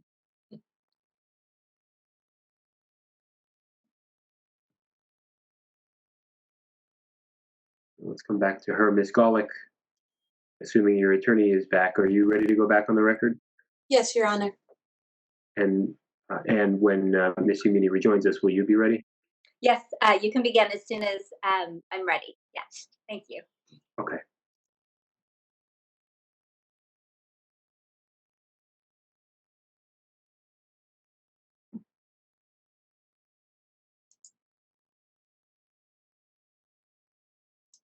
The moderator, Judge Sean Gavin, did you want to do a roll call of the board members? Just to Thank make you, sure Your Honor. I everybody- apologize. I had a bit of a technical issue here. Not to worry. Thank you for rejoining us. And briefly, I heard the moderator ask a question, but I did not hear the end of it. No worries. I just wanted to double check if you wanted to do a quick roll call of the board members just to make sure that they're back. Sure. Why don't we do that? We don't need to do that on the record, but just to make sure everyone has rejoined after the break. Okay. Dr. Noland, Yes. Ms. Bowler, Yes. Dr. Bradbury, Ms. Laredo, I'm here. Dr. Nunez, I'm here. Dr. Waterhouse, Here. Ms. Yanis. I'm here. Everyone has returned. All right. Thank you for that. Ms. Yamini, are you ready to continue your questioning? Yes, Your Honor, I am. Can everybody see me? Because I was having some technical issues just a couple of minutes ago. I see nothing but nods of the head, and I can see you. So. Okay, great. Thank you very much. All right. Then we are back on the record after a brief break. All of the participants have rejoined, and Ms. Yamini, you may continue with your questioning. Thank you. Ms. Golick, I wanted to direct your attention to some of the letters that were submitted in order to supplement your petition. And I'm just going to ask you about the individuals who wrote the letters and their relationship to you. The letter was submitted by Lainey Hawkinson. Who is this person? Dr. Hawkinson is a veterinarian at Warner Center Veterinary Clinic, where I work as a veterinary assistant. Mm-hmm. And a letter was also submitted by Sue Dildine, or is it Dildine or Dildin? Dildine. She is my Alcoholics Anonymous sponsor. What about Jackie McIntyre? She's also an Alcoholics Anonymous sponsor, but she's my service sponsor. for my service positions that I hold in AA. What about Lainey Hawkinson or Hawkinson? That's Dr. Hokinson. That's she's at Warner Center Pet Clinic. Okay, and a certificate was submitted. What is that? It's a certificate of antimicrobial use in animal vet medicine. What is that about? That was the latest continuing education course I completed on VIN, Veterinary Information Network, regarding appropriate antimicrobial use. I believe it's also a requirement now in the state of California, for many states actually, for veterinary licensure to take a similar course. Mm-hmm. And what kinds of continuing education courses or classes have you taken in the last year or so? In the last, I have a list actually. In the last 2 years, I've taken Principles of Medicine for 10 units, Pathologic Basis of Disease for 18 units, Backyard Poultry Medicine for 3.5 units, Anesthesia for patients with pre-existing disease for 12 units, and Oncology and Tumor Pathology Module 1, which is 12 units. I completed a veterinary ethics course in 2013 for 16 units. And then the one I just mentioned for antimicrobial stewardship, which was just recently. Fantastic. Your Honor, may I please ask to admit into evidence exhibits A and B as supplements to what was submitted and admitted into evidence previously? They were previously admitted.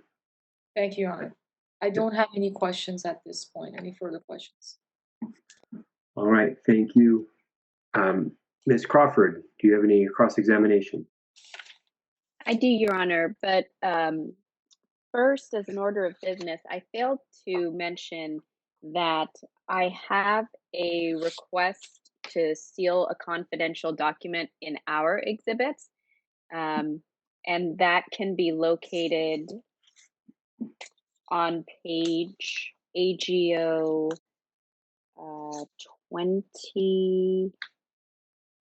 29, I believe. Let me confirm that.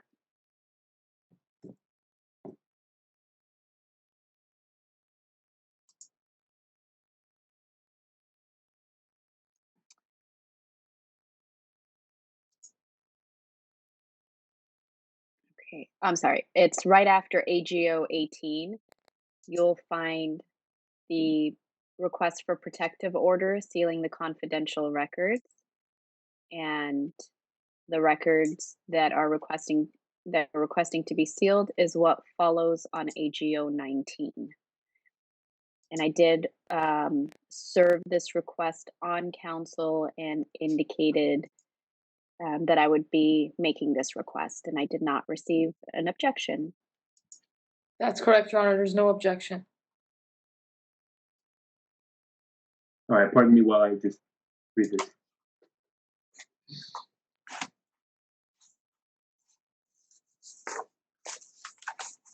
Ms. Crawford, is your request limited to one page, or is it all of Exhibit 3? No, it's limited to AGO 19 in Exhibit 3, so one page. Okay. All right, seeing no objection, I find good cause to execute that request for protective order, and I will sign that, and through the OAH, that order, once signed, will be then distributed to the party. Thank you, Your Honor. Let me just make a note here.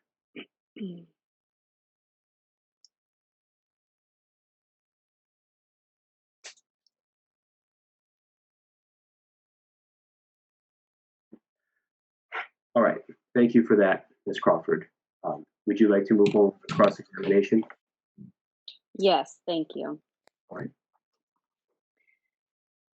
Good morning, Ms. Golick. Good morning.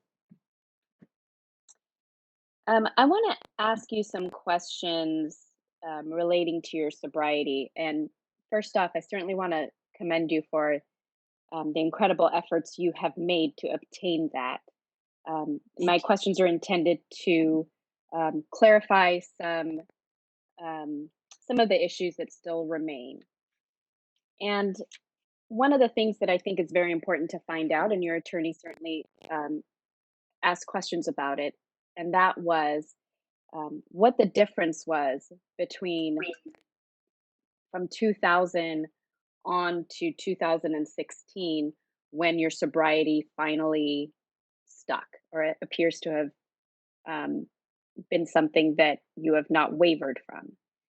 And you have indicated that you really didn't embrace your sobriety very much until 2016. Is that an accurate reflection of what you said, or do you want to explain that? Yeah, thank you. It's not that I didn't embrace the idea of getting sober and staying sober. There were a lot of reasons for me to do so. I didn't have the ability to do it on my own, which I was really in denial about that fact for a long time. I really thought I could handle it, I could do it, I could get it, and I couldn't. I really didn't embrace I didn't embrace the fact that I had to do some really, really hard work in order to stay sober, and to gain quality sobriety. And by that, I mean following a simple program of Alcoholics Anonymous. Simple is the key word here because it's not easy.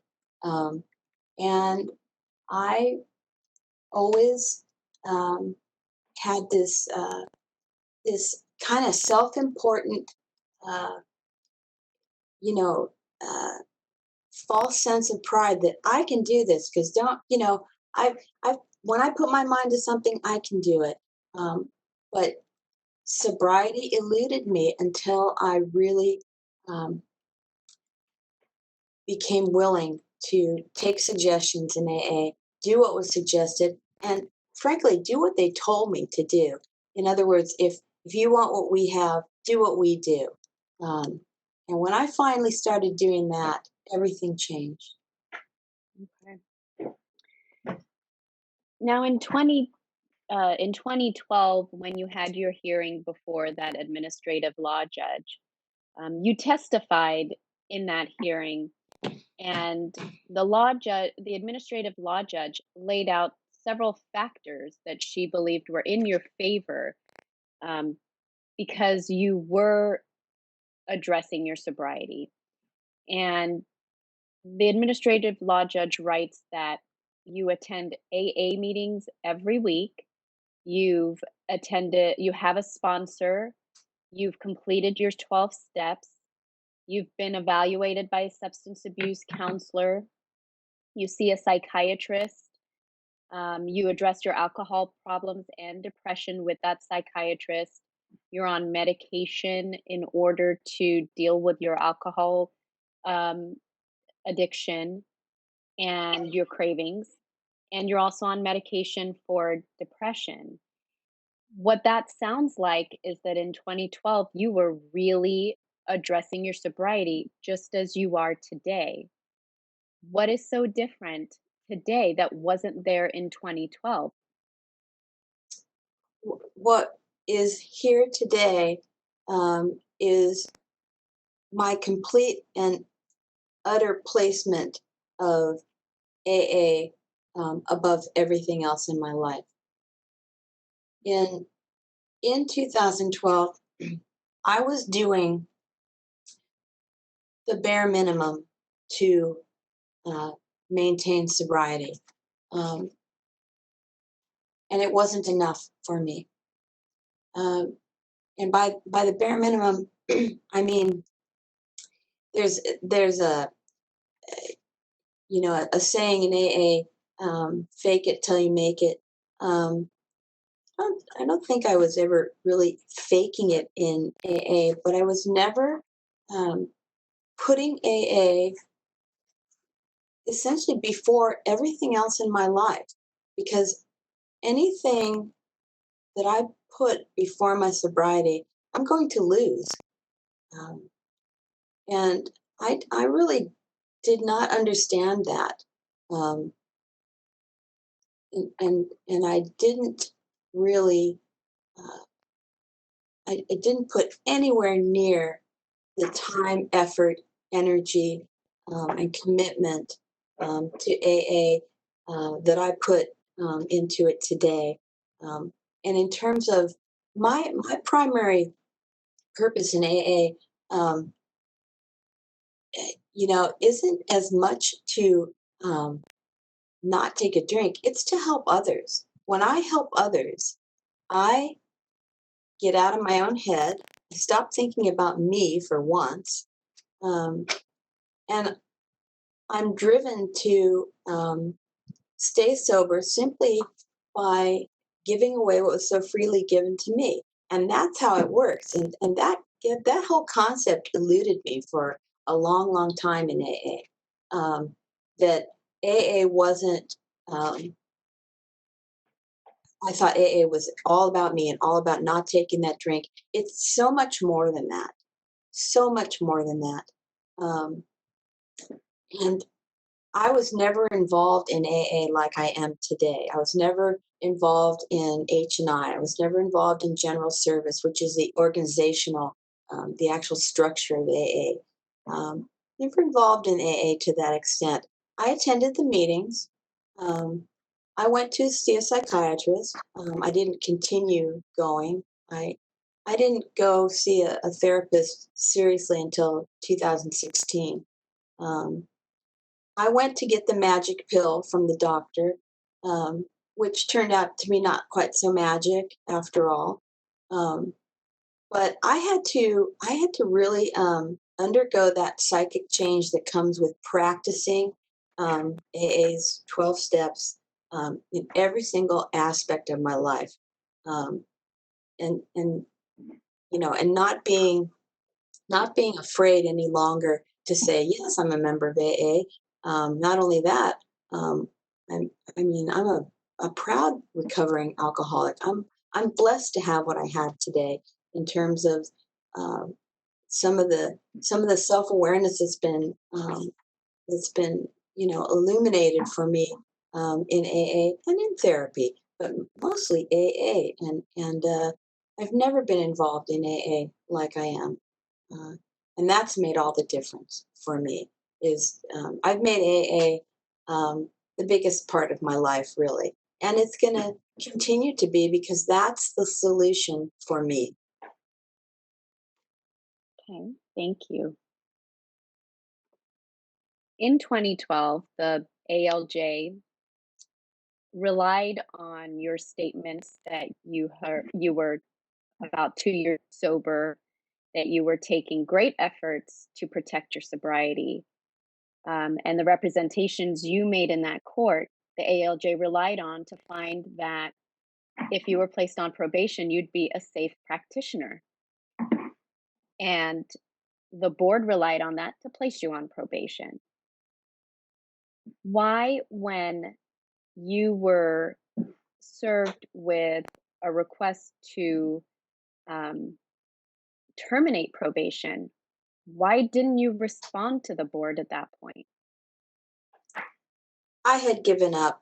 I had made the decision when the letter came in February, and I had actually spoken with um, a member of the Attorney General's office, and they said if you don't respond and if you don't go to the hearing, you'll it's essentially like surrendering your license, that it would be revoked by default.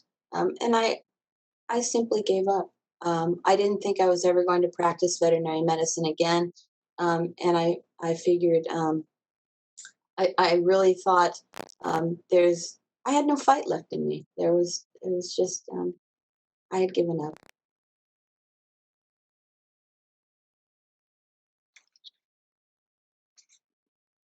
What do you think led to that downward spiral from 2012 when you're testifying in front of an ALJ about your sobriety and your efforts and not drinking again to 2015 when you pick up another DUI? I think the biggest thing was certainly the bite that and losing function in my hand, and then as I was regaining that, losing function in my right arm, and then just realizing that at least I thought that I would never practice again, and I just felt very lost, um, very sorry for myself. I felt very sorry for myself, and instead of having a tremendous network of support around me, um,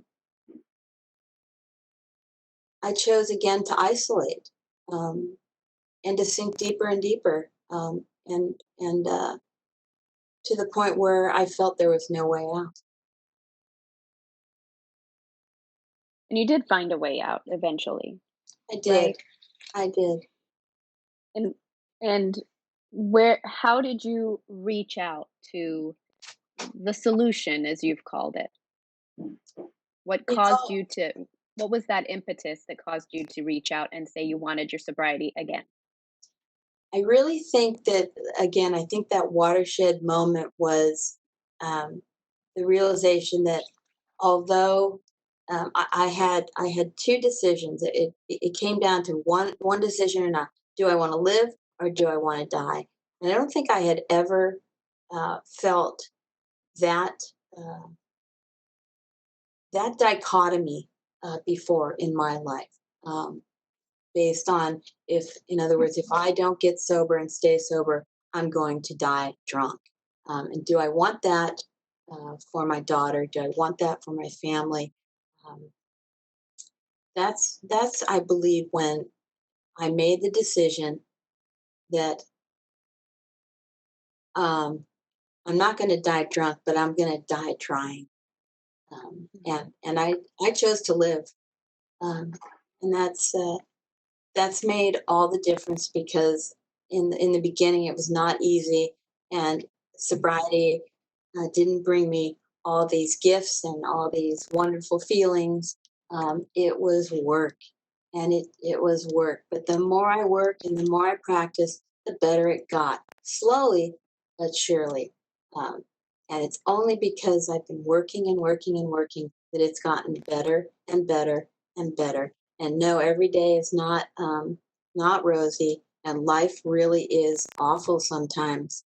And yet, I have I have tools today. I have the solution today, as long as I'm willing to work at it and continue to make use of people around me, just like they make use of me, in terms of their support and their love and their faith in me, and they care about me. And like I say, if if I'm not in a meeting, I get a call. That's never happened. Um, that's just never happened. So it's wonderful. It's absolutely a different way of life for me. I've never lived my life um, with true friends, true connection. It's just, I've always been a very solitary, driven, isolated person. Not anymore. So it's really great. Is part of that solution living in Hope House? Yeah, that's been a huge part. And yet that's not where my journey started, but it's where it's taken me, and that has allowed me to get even deeper into AA, because initially the requirements were just that. They were requirements in order for me to be able to live there. Now they're just part of my daily life. It's what I do, and it's what I do to be of service in AA, to stay connected, and that for me, yeah, Hope House is a big part of it. And yet, it's where I live. I won't always live there, but I'll always have AA, and I'll always have my my support system within AA. So, what kind of support does Hope House provide for you at the actual residency part of Hope House? Um, we meet once a week in our own house meeting. We go over just what's been going on that particular week, what everybody's doing. There are 12 of us in the house. Um, Now with COVID, all the meetings are online or brought into the house. Um, I've been staying at my parents' house a lot because of the COVID. Um, so, my life is a little bit different with the COVID going on right now. But, the support is first and foremost, the support at Hope House came in the form of accountability. Um, I had to be accountable. I have to be accountable, or I'm not welcome there. In terms of what I do on a daily basis, we actually have to keep a written record of everything we do on a daily basis during the week, from AA meetings to commitments to when we speak to our sponsor. Those are written requirements from the house. But very few sober living homes require that kind of documentation. Um, and I could have submitted all of that. I submitted a letter from the house manager instead, because it would have been close to 800. 800 days would have been over 100 weeks of weekly forms submitted to the court. But we keep a written record every week on a daily basis of what we do, who we spoke to in terms of recovery. It's all recovery oriented. And do you have to pay for your housing at Hope House? Yes, it's $500 a month rent. I rent a room in the house. And you've stayed there for 3 years, it sounds like. Almost 3 years, Uh, yes. almost 3 years. Why have you not chosen at any point to leave after the 1 year mark? Uh, I think probably the biggest reason is I was, as I came up on 2 years of sobriety, that was the most time I had had sober since trying to get sober. Um, and I figured, why mess with a good thing at that point in time? Now I'm well beyond that landmark. Um, but at the time, those were different landmarks that I had previously not surpassed. Um, and you know, I really didn't want to um, risk my sobriety, nor could I really afford to rent an apartment in Los Angeles. And I didn't want to start isolating again. That's part of the community that I have, is actually where I live. Um, that's not going to go on uh, indefinitely. But certainly, when I was coming towards some of those landmarks in my sobriety, um, it was a very safe place for me to be, so that I could surpass those landmarks in terms of, from a temporal sense, in terms of how long I had been sober. And now I'm well beyond that. And so for me, um, the house fulfills things now um, that it uh, didn't early on, and it doesn't necessarily um, hold the same sorts of um, benefits that it may have held for me early on when I lived there, because I was in such need of that structure and the fail-safe. That was a safety net for me. Although I could have easily thrown that away if I had drank and been ejected from the house. But um, it's it's been a definite source of support that has adapted as I've grown. So yeah. So with Hope House, there is a lot of accountability, as you've stated. Mhm. There is a lot to lose if you don't stay sober. And this is the time that you've determined you are ready to reinstate your license. But a concern that can be raised is that you've not ever lived this long sober or on your own. And you can't live at the sober house indefinitely. So how does this board know that if they give you your license back and you leave sobriety living and all of its accountability and all that it affords you to lose, how do they know that you're not going to have another relapse because now you're on your own? Yeah. Um,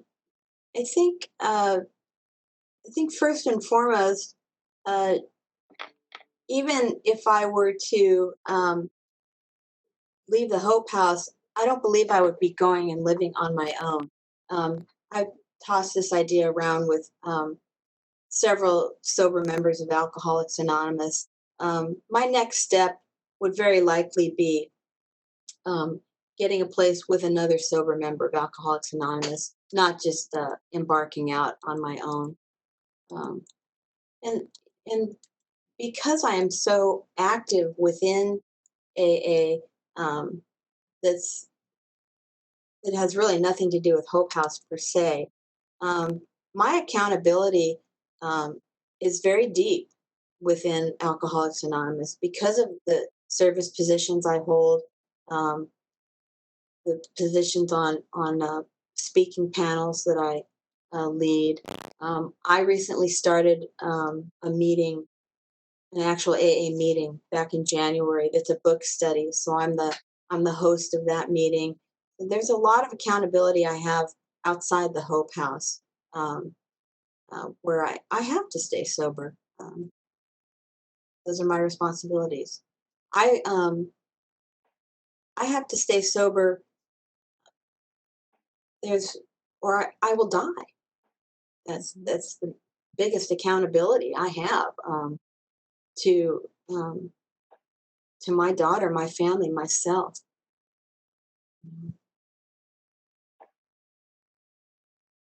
And in 2012, the ALJ wrote that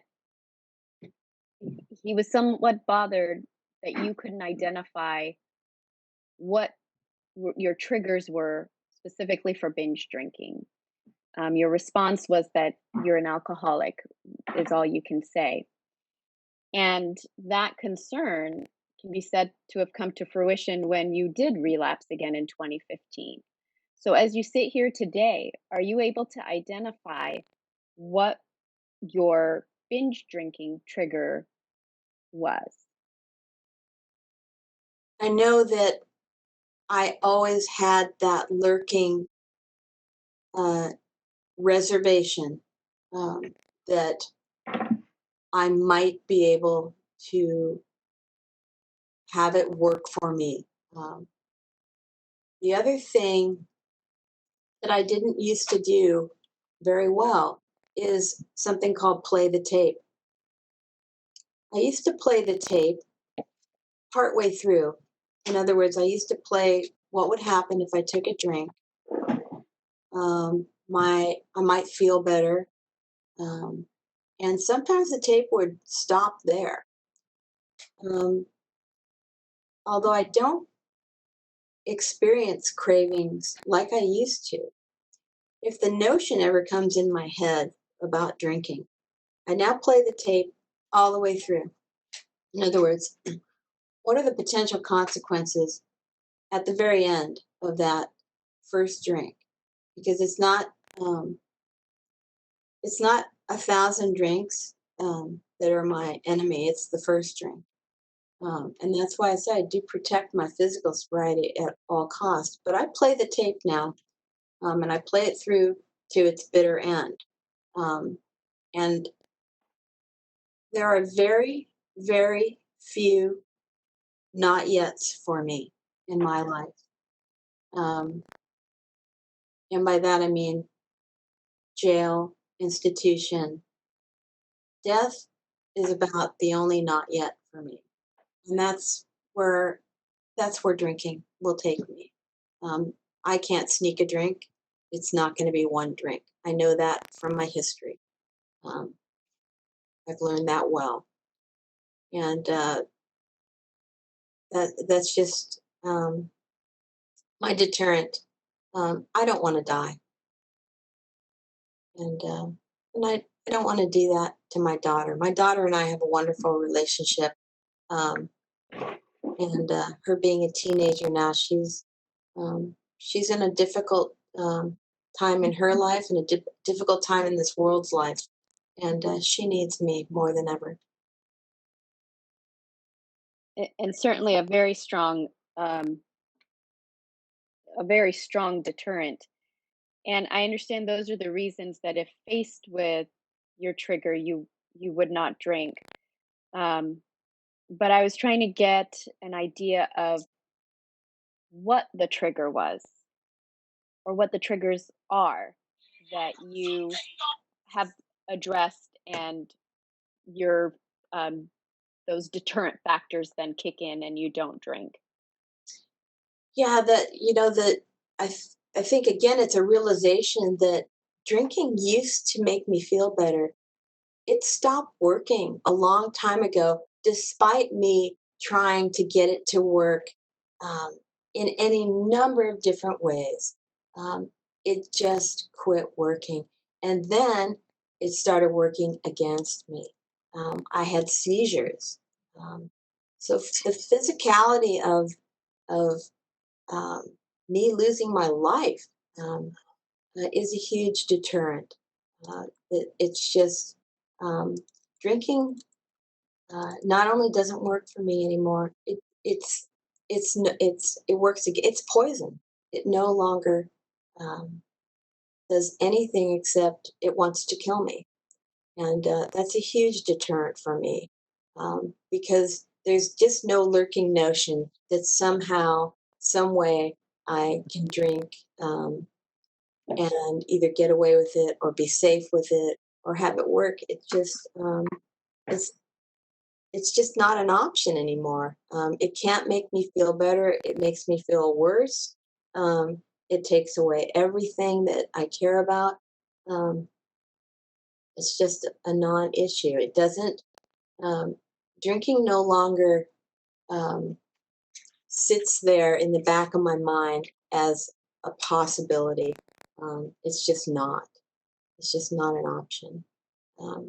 There's so many other things I do today that give me so much more relief um, uh, and so much better serenity. Like I said, I wouldn't trade my worst day sober for my best day drunk or intoxicated, whatever you want to call it. It's just there's no comparison whatsoever. What is your sobriety date? 8/16/16. And do you associate any particular event with that date that led to your sobriety date? Just it's actually a little bit before then, but I picked the 16th because that was the first day I went back to an AA meeting.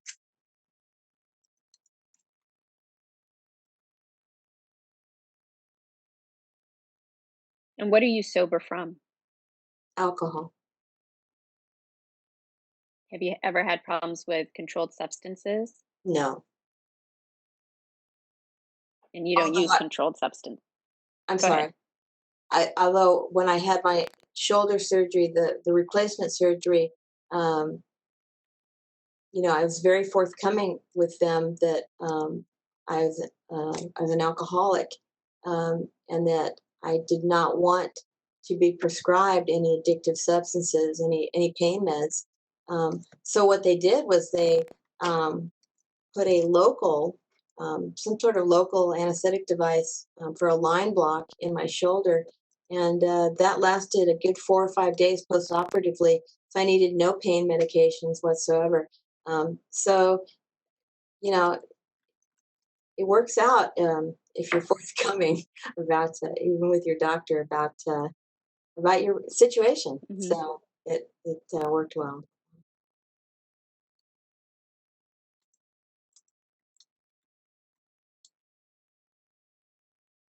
And that was actually going to be my next question is, has your shoulder problems resolved where you do not anticipate needing any kind of pain medications or narcotics? No, in fact, I can do this today, and I couldn't do that before. So it's really amazing. There are things I'm not supposed to do as far as lifting a certain number of pounds, just because the appliance itself can wear out. There's probably a finite number of years on it. I may need another replacement down the road, 20 years, hopefully not. But no, there's been no pain whatsoever. When I had it done, I sort of kicked myself for not asking them to replace my shoulder a year earlier. Ms. Golick, this is AOJ Gavin. Pardon me for interrupting. When you demonstrated what you could do, those of us who are viewing you on video could see it, but the written record will not reflect that. So can you describe in words the motion that you did? Oh yes, I can lift my dominant arm, my right arm above my head like a normal person now. And I could not do that before. Thank you. Go ahead, Ms. Crawford. Thank you. Thank you. After your license was revoked in 2016, what kind of work did you take on? I was unemployed because of the disability until I went back to work in early 2018. I had attempted a couple times to interview and put work in as a technical editor type of work, but I was receiving general assistance for some time until I went back to work. When you went back to work, where did you work? I worked. I'm working right now. Where I went back to work is at Warner Center Pet Clinic in Woodland Hills, and I'm employed as a veterinary assistant. What are your job duties as a veterinary assistant?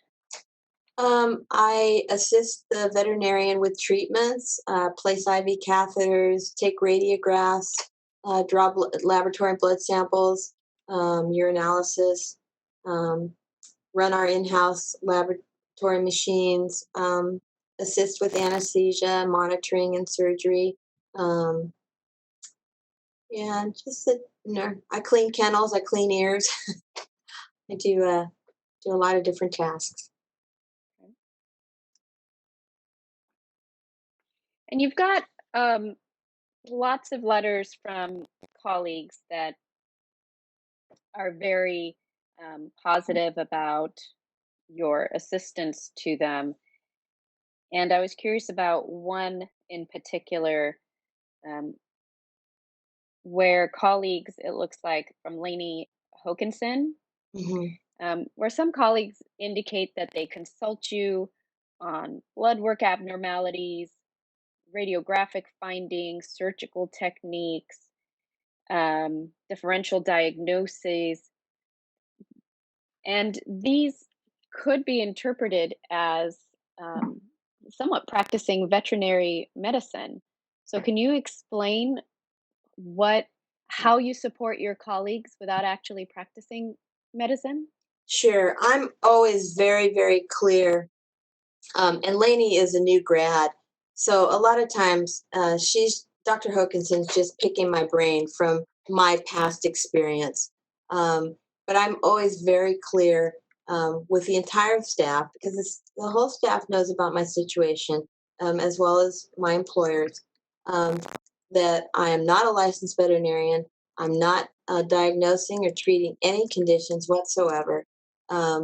If they want information, I can find it for them on VIN very easily. And that's a lot of times what I'm doing is I'm getting information and then sharing it with them. But by no means making diagnosis or helping them with surgical technique or anything like that. I'm finding them information. Okay. Are you on any criminal probation at this time? No, as a matter of fact, that was one thing that didn't get included in my packet was my criminal probation was terminated early. I petitioned for that in October of 2018. It was terminated in January of 2019, and the accompanying DUI was expunged from my record in 2015. Okay.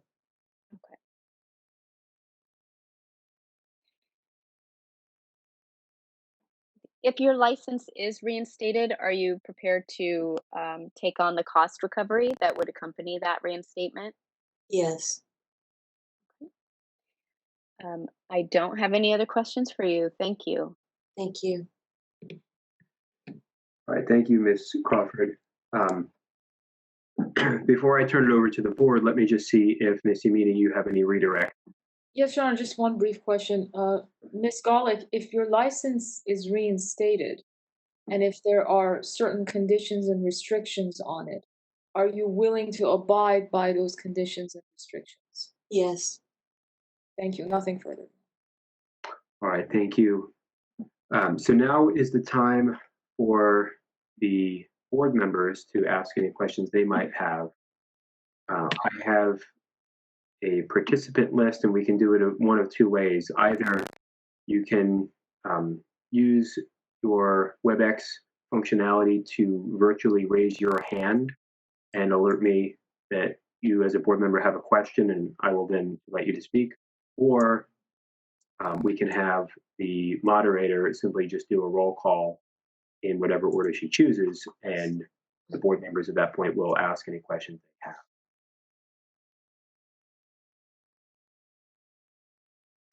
Well, let me just ask the moderator, does this board have a preference for moving forward? They are well versed in doing the raise hand feature, so I think that for the sake of time would probably be the most efficient. Okay. All right. I'm now looking at the participant list. The list takes up more. Oh, I have a couple hands raised. Ms. Bradbury, I think yours was raised. Go ahead.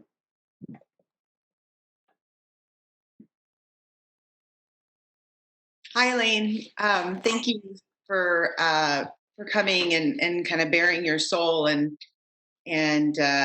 sharing all of this in public. I know that that's a difficult thing, but possibly healing in its own way by just having it all be out there.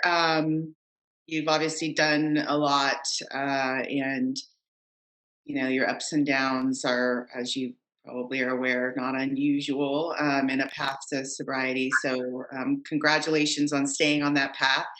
I had a couple of questions. Most of them have been answered really well by all of the questioning that's been done already. So thank you to both of the attorneys here. I think I still wasn't clear about the triggers and the.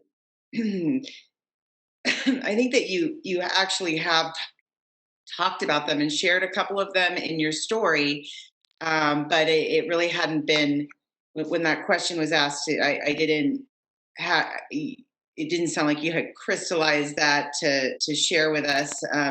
You mentioned one time where the house you were at the notary and you went into your car and that triggered you to drink an awful lot. It sounds like when you lost work and weren't able to work again, so you've talked about what you've done or what you realize happens if you drink, but again, do you have a clear sense of what your main triggers are, and can you articulate that for us?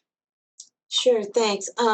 Yeah, my trigger is extreme discomfort and wanting to feel differently. That's why I went after alcohol, was to change the way I felt.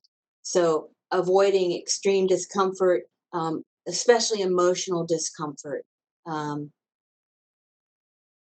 Be that as it may, and that's why I drank, to change how I felt. The realization is desperately important to me, because the realization is there now that that's not an attitudinal changer for me anymore. It stopped working. It started working against me. So while that was a trigger for me to drink, now those types of feelings trigger me to do what I know to do now, which is, I never thought I would say this, but I meditate, and I meditate a lot, and I pray, and I pray a lot. I hit my knees before I hit my feet every morning. So I seek other relief that I didn't even know or have before. Alcohol was my coping mechanism, but it quit working. And while the trigger, those triggers don't change, the need for me to instantly get out of those uncomfortable feelings, that need has changed, because I'm so much better at understanding that this too shall pass. And that's that's that's a huge thing for me. But yeah, those triggers were definitely emotional discomfort, bad feelings. I wanted to change the way I felt. That's great. That's exactly that was it, what I was looking for. So thank you for expressing that. And you answered the second part of that question that I was going to ask, which is, what do you do when you're experiencing those triggers now? So that was really helpful. Thank you. I was wondering, so in the past, it sounds like you were doing all of these, the AA meetings and the things that brought you the temporary sobriety, with a goal in mind of keeping your license or keeping your this or keeping your that. And this time you kind of let your license just go. Your goal for sobriety now, was that just to stay alive, or was it because you, in the end, wanted to get your license back with the board? Many factors. There are so many more reasons for me to stay sober these days than not to. My list of things to lose, while they may not be tangible, is so long, because I have so many wonderful things in my life that are things like the love and trust of my daughter, my family. I have real friends today. I have an opportunity to go back to my given career, but I also have a good job. I have many things that I could lose if I were to stop drinking. And the biggest thing I have to lose is my serenity. The psychic change that I've undergone is tremendous. And like I said, it did not happen overnight for me. It's taken a long time, but it's happened. And for that, I'm eternally grateful. And I hang on to it with every fiber of my being. And I think just one last thing. If we don't reinstate your license, what will you do? I will keep working where I'm working, and you'll see me again. Well, thank you, Elaine. And I just want to say, and I don't think this is going to happen, but if you do drink again, don't give up. Go back. Thanks. Just fall back on your friends. Thanks. All right, thank you, Ms. Bradbury. I also see a hand raised by Ms. Waterhouse. Yes, thank you, Dr. Golick. Your story has been very emotional as I've been sitting here listening to it. And thank you for being here, and thank you for doing this. I'm still trying to get a sense of what your life is like right now. So do you work part-time or full-time at the Warner Center Pet Hospital? I work approximately 45 to 50 hours a week. Okay. And you said that you had your daughter about 1/3 of the time? Yes. And she lives how many hours away? She lives just north of Sacramento in Marysville. Okay. And then going to AA and all the programs that you have is also very time consuming. So I'm trying to put this together in my head of what your life is really like. And so when you get your daughter, do you have her for a week at a time or a month at a time, or how does that work? Yes, I have her all summer and all holidays.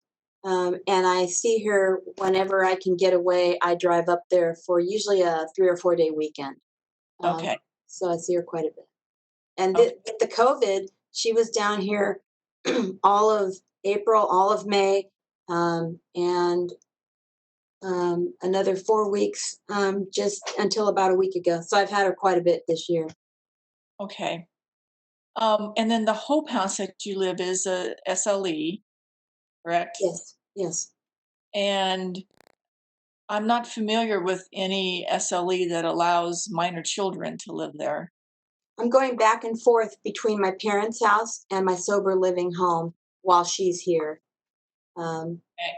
So when she's not there, do you live at the Hope House full time? Yes, Okay, so when she's down, then she stays with your parents. correct. And COVID has changed all this since we got on shutdown in LA County in March. I've been at my parents' house to avoid going from household to household. So while I still have my room at Hope House, I'm staying with my parents to avoid transmitting any more than I already do. Yes, very understandable. Yes. Okay. And then having a teenager can be stressful. Have you found that has triggered any anxiety or? You know, I'm so blessed. Maybe I shouldn't share this. She just confided in me that she's gay, and she's going to have a whole host of hurdles in her path. Although I'm sure it's going to be easier for her than it would have been for someone in my generation. I'm telling you, she's a gift from God. She is a true treasure, and she is as beautiful. She's beautiful on the outside, but she's as beautiful on the inside as she is on the outside. And I mean, from my lips to God's ears, I've had no problems with her. We communicate very well. She goes to AA with me when she's down here. So she knows of my struggles, and she knows where alcohol can take a person. So yeah, but she's amazing. Okay. Well, thank goodness. Yes. I also have questions about Hope House. So as an SLE, so every SLE I was familiar with tests their residents at least once a week, all residents. No, they do not. But I can tell you that they are not at all shy about asking you straight up to test if they have the slightest suspicion, as well as there is a rule that if any resident has a suspicion and does not bring that to the attention of the house, that resident can also be asked to leave. So there is a lot of oversight, not only from management but from resident to resident, and it behooves all of us because. Like I say, I've seen people come in that house. I've seen people go. I've been there long enough. And I have been tested because I asked them to test me. Simply because I thought I would need that for these proceedings. And I probably should have done that, but they don't test on a regular basis. They test on an, I guess, if you will, as needed basis. But they do test all the time because they're just on top of it. It's a true. I've heard a lot of things about sober living's and it's a true sober living. There is no behavior that's tolerated outside of sobriety. Okay, and so when was the last time you were tested? I was tested about, it's been a while. It's probably been last year. Okay, but you've been at your parents since what, March or? I've been at my parents since March. I think it was mid-March that they instituted the COVID stay-at-home order, except for essentials. Yeah, so Okay. March. And but your last test was all negative? Yes, Okay. Okay, that's all the questions I have. Thank you. thank you. All right, thank you, Ms. Waterhouse. So that the record is clear, when you use the phrase, the acronym SLE, you meant sober living environment, correct? Yes, if you're talking to me, yes. Yeah, I just want to make sure that somebody reading the record will know what that. All right, thank you for your questions. I also see a hand raised by Ms. Nolan. Thank you. And thank you, Dr. Golick, very much for being here. I really appreciate it. And I, as with Cheryl, have been very moved by your testimony. Did have just one follow-up question too, I guess, but one that was that Dr. Waterhouse was talking to you about. You had been tested multiple times at Hope House. Were you ever asked to be tested because they were suspicious that you were not sober? No. Okay, thanks. And then the other question I had, as you know, we're really focusing on consumer protection. That's our mission. Have you ever played the tape that would relay what would happen to the health or well-being of an animal and their owner if you did start to drink while you were practicing veterinary medicine? Absolutely. Okay, great. Again, thank you very much, and congratulations on your sobriety. All right, thank you. I see a hand raised by Ms. Boulder. Good morning again, and thank you very much for coming and to reiterate what everyone has said about your story. You've really come a long way, and you seem at true peace now. So congratulations. It's obvious that you love the profession and you have a lot of supporters, both professionally and personally. And we really appreciate that, and I'm glad for you. I have a couple of questions, and most of which have been answered, I have to say. When between your probation in August of 2012, how long were you sober after going on probation? I realized the DUI was in 2015, Yeah. etc. There were a couple of periods of probably, just over a year, but they got shorter and shorter.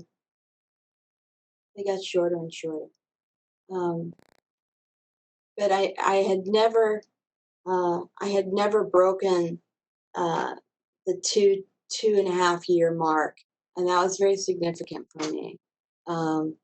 Because, like I say, I'd been associated with AA and knew about AA for the past 20 years. But until I did something called follow suggestions and do what they asked me to do, if I wanted what they had, nothing changed, because nothing changed. And then, excuse me. Because I know you love your profession, you had an extremely strong, I apologize, academic career. When you were significantly drinking in the late 90s, early 2000s, hold on one second.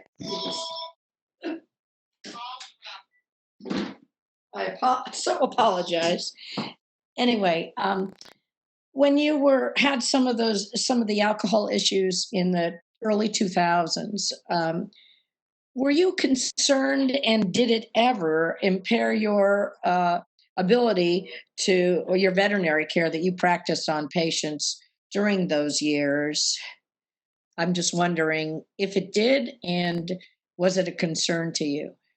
It was a huge concern because as my drinking progressed, I had to do more and more juggling of so as not to drink at work. More and more juggling. There were periods of time where I would call in sick because I knew I couldn't go in. So yeah, I was very concerned, very, very concerned. And yet I didn't drink at work. That was like the place that I didn't take it. But I could have. And you know, as the drinking got worse, I'm sure my job performance suffered because I was suffering. Um, and I would call in sick and wouldn't feel good because of my drinking, you know. So yeah, it was a huge concern. Yeah, drinking was a lot of work, and it's a lot less work for me to be sober. That's for sure.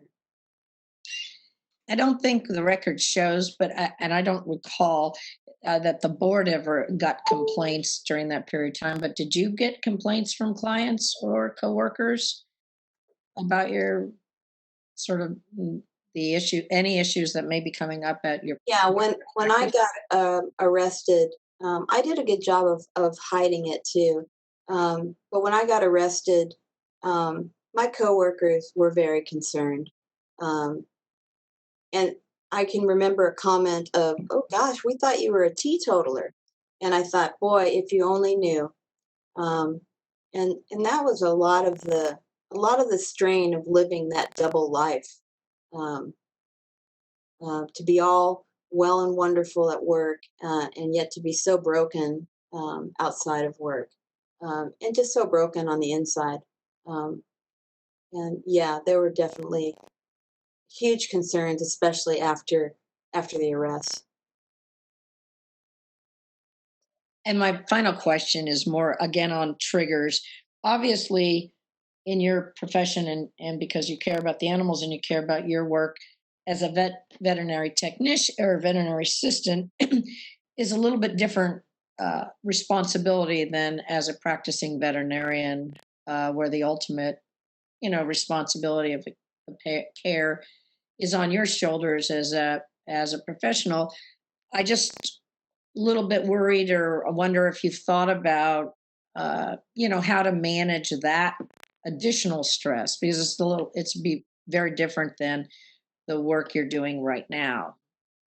Yeah, I'm very fortunate that I feel like I have such great support, and I don't have to do anything on my own. And that support extends professionally. I work with two really great veterinarians who are both very, very compassionate practitioners. And uh, they're there for me. And I don't have any notion that I'd have to handle anything painful or stressful like that alone. And I know how to handle those feelings and those emotions that I used to drink over. So yeah, I understand, and having practiced for many years, I know those kinds of feelings will come and do come. Some weeks with great frequency, but I'm not alone, and I know how to face those feelings today without alcohol. Thank you. That's all the questions I have. And again, thank you so much for coming Thank you. and for the work you're doing. All right, thank you, Ms. Bowler. I also see a hand raised. Well, first let me say, please accept my apology. I realized I've been referring to people without their honorifics and saying Miss instead of Doctor, so my apologies. Dr. Nunez, you have your hand raised. Go ahead. Yes, thank you. First of all, your attorney is to be commended for asking all the questions that were on our minds, and any of the questions that weren't asked were asked by my fellow board members. But what I'd like to say is when we are listening to petitioners and looking for evidence of rehabilitation, there's a checklist of things that we'd like to hear. And, you checked off all the boxes for me. I think you really hit it out of the park. And I'm very proud of you for everything that you've done. And I can list all the things that are on the checklist, but know that I'm proud of you. You did it. You showed me that you've rehabilitated yourself. Believe it or not, there's 2 questions just that haven't been asked, just to make sure. In regards to your family, sometimes our families support us, sometimes they don't. The husband is divorced from me. He's up in Northern California. That sounds like a good thing. Your mother and your father live in Sorry, this is the court reporter. I can't understand the question. I apologize. It's in regards to your family situation. You're divorced from your husband and he's up north. Your mother and your father live close to you. Either one of them are drinkers? No. Okay. No, they're not. Okay. And I know that you have been offered a position as a veterinarian at Warner Center if you were to get your license back. Yes. And you're currently working about 40 to 50 hours a week as a veterinary assistant. Yes.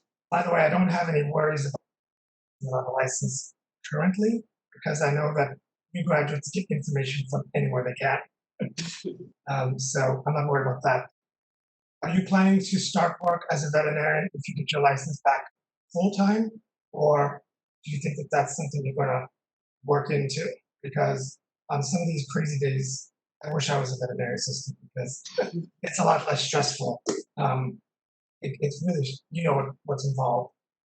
Right.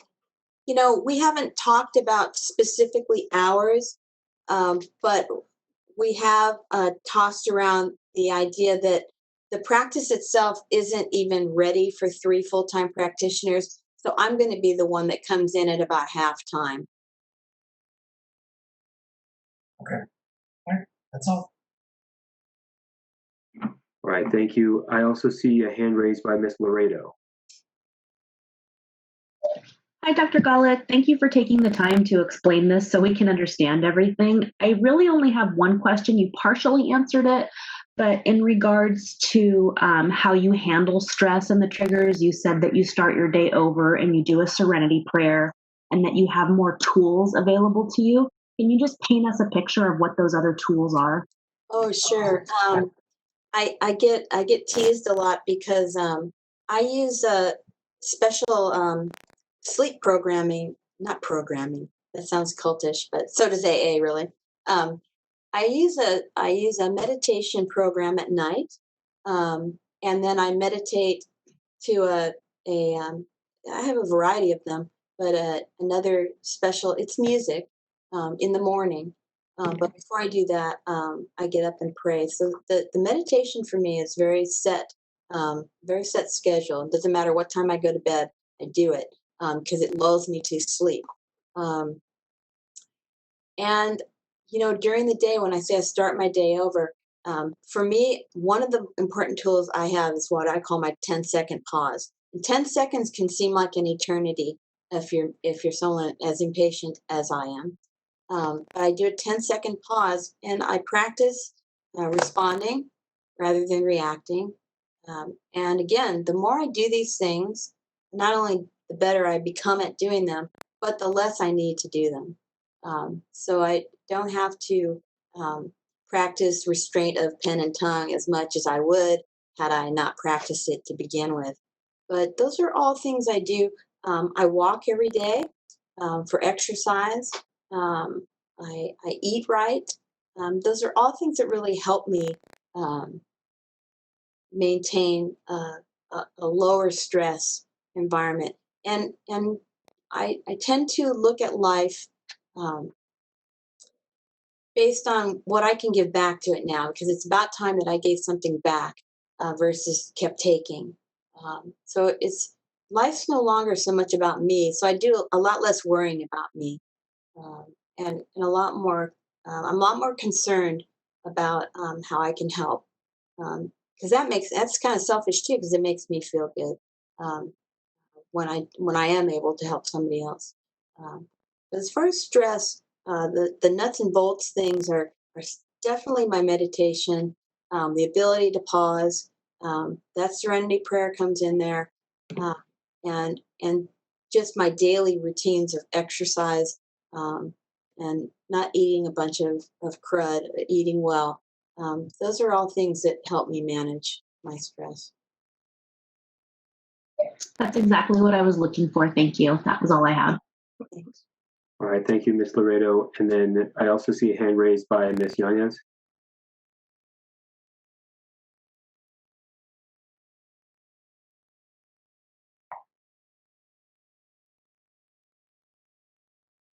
Ms. Yanez, are you there?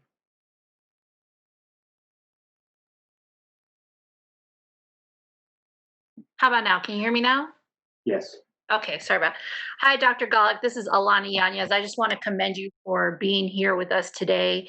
You know, listening to your story has been just amazing, and I really commend you for, hitting that bottom and building your life back up. That is very, very evident, and I applaud you for that extremely hard work, because I know it's extremely hard work. I have family members who've been in 12-step. And the only question I have is, I know you said that your parents, your mother has Alzheimer's, and I believe you said your father was, I think I read your father was ill. Do you, we took care of my grandma for many years. She had dementia, and it was pretty difficult when she passed away on my family. Do you feel like you're prepared for what the future may hold for your parents? I mean, it's all inevitable, but and that's going to be a big stressor. And I'm just wondering if you feel like you've prepared enough for it, and that you'll be able to handle it without going back to drinking. Yes, that's that's a big not yet, and at the same time it's a certainty, like you say, for all of us. You know, I guess one of the blessings, if you can call it a blessing, if in the way that in my mom's situation, is that we're getting to um, hang on tight to the parts of her that are remaining, and that she appreciates, so that her and I do things on my days off, every time we go somewhere, we do something, get her out of the house. But it's and also enabling us to say a long goodbye. So you can look at it either, would I rather experience a tragic, untimely death, or say goodbye this way? I don't know. But this gives me a lot of prep time for sure. Yeah. Thank you. I have no more questions. All right, thank you. I do not see any additional hands raised. Let me just make sure. Did any other board members have any questions they'd like to ask? All right, seeing none, then I will turn it back over to the attorneys. Ms. Yamini, do you have additional evidence you'd like to put on at this point? No, Your Honor. Ms. Crawford? No, Your Honor. All right, Ms. Crawford, would you like to make a closing argument? No, thank you. Ms. Yamini, would you like to make a closing argument? Yes, Your Honor, briefly. Thank you very much. First of all, Your Honor, members of the board, thank you very much for your attention and conscientious attention to the matter, I should say. I have done a series of these hearings over the last decade that I've been practicing. And for me, the question of rehabilitation comes down to three basic tenets. And I ask myself in every single one of these cases that I handle whether those three tenets are met. And the way I actually see it, if I may indulge you in a metaphor, is whether or not there's a case of rehabilitation. Rehabilitation is like a tripod for me. One leg of the tripod is insight into the behavior. The other leg of the tripod is accountability. In other words, the willingness and the readiness to take responsibility for one's actions. And the third leg of the tripod is rehabilitation, or engaging in remedial measures in order to implement the insight gained, as well as to prevent the risk of recidivism or the mistake repeating. Because after all, simply saying, I shouldn't have done that and I should have done it differently, or this is what I should have done, is not enough when there's no insight into the behavior. What you have here in Ms. Golick's case is an exquisite tripod. Every single one of those foundations has been established. You have insight into the behavior, and what you see with Ms. Golick is tremendous humility and self-awareness, and that's where insight comes from. The ability to understand the behavior, the root cause of the behavior, as well as the humility to acknowledge fully and unequivocally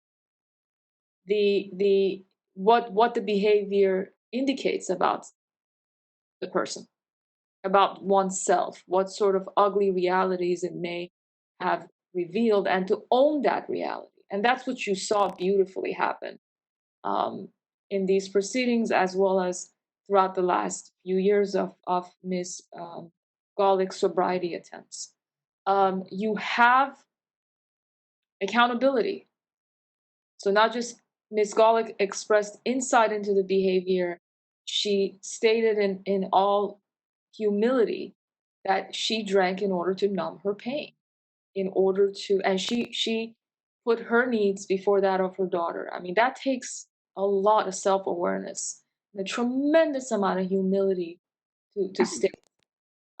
She took absolute responsibility for her behavior, not just by words, but by action. I mean, she has repeatedly engaged in sobriety efforts. Even as she relapsed, she did not give up. She got herself back up and re-engaged in those sobriety efforts. I think that's very, very telling. The fact that, in 2012, when her license was initially, or in 2016, when her license was revoked, she testified that for all intents and purposes, she had given up. She had given up on her career. She didn't think she was going to get it back again, partly having to do with the fact that she had severely injured herself. But despite that, she got herself back up, and she re-engaged in the same efforts that she had conscientiously participated in before. Now, of course, there are concerns, and one concern is, well, what's different now? How do we, how does the public have any reassurance, or what kind of reassurance does the public have that another setback is not going to send Ms. Golick down the self-destructive road of relapse?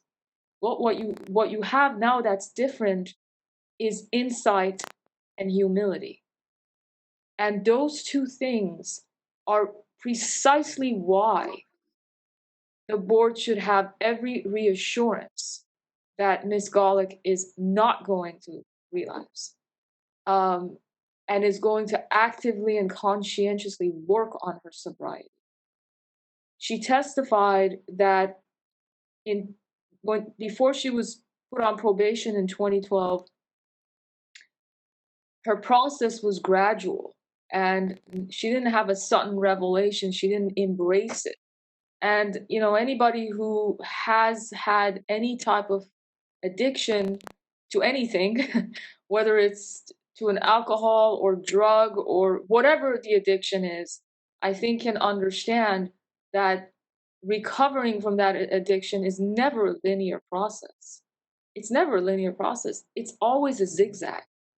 You take 2 steps forward and then there's a relapse. You take another 4 steps and then there's a relapse, right? One has to take a panoramic view of the entire recovery process to see, to really determine or analyze what steps or how the progress as a whole looks like. And what you have here is tremendous progress over the course of time, despite the setbacks. So what's different now is that Ms. Golick has an understanding, a profound understanding of the triggers that led to her addiction, and a deeply entrenched humility about it that she didn't have before. And those two things, those two foundations are going to keep her afloat and allow her to continue to engage in efforts to stay sober. What you also have now is what she poetically referred to as, but very aptly, as playing the tape. You know, she has seen the destructive impact of her addiction. She has hit rock bottom several times. And unfortunately, it took hitting rock bottom, it took, you know, sinking to the bottom of the ocean for her to develop the insight and the humility that she needed in order to get herself back up and, you know, rise to the surface of the ocean and finally get herself, you know, out of the turmoil that has destroyed her life, much of her life. The rehabilitation has been concrete. It hasn't just been philosophical or abstract. She has regularly attended AA meetings. She has consistently worked the 12 Steps AA program. She's gone above and beyond what she needs on a micro level in order to keep herself focused and determined. On a macro level, she organizes conventions, and that's another thing that's different now, is that she's addressing this issue on a macro level, which I think is another reason why, you know, she has another indication that she has all the tools, the insights, and the foundation necessary to stay sober. She has voluntarily resided in this sober living since 2017, and she continues to reside in the sober living home voluntarily, not because she's required to do so. What's different now is that you have an individual who's no longer engaging in remedial measures just to delay the work that she needed to do from within. Before, she was putting aside, you know, as she testified, there was a lurking reservation, you know, the addiction was always lurking behind.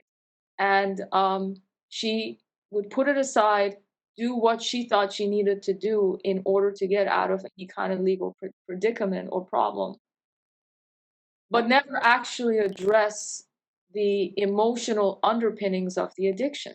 She has done that now. She's done the inner work necessary in order to confront that lurking addiction, in order to put it away forever. Now, of course, you know, recovery is a lifelong process.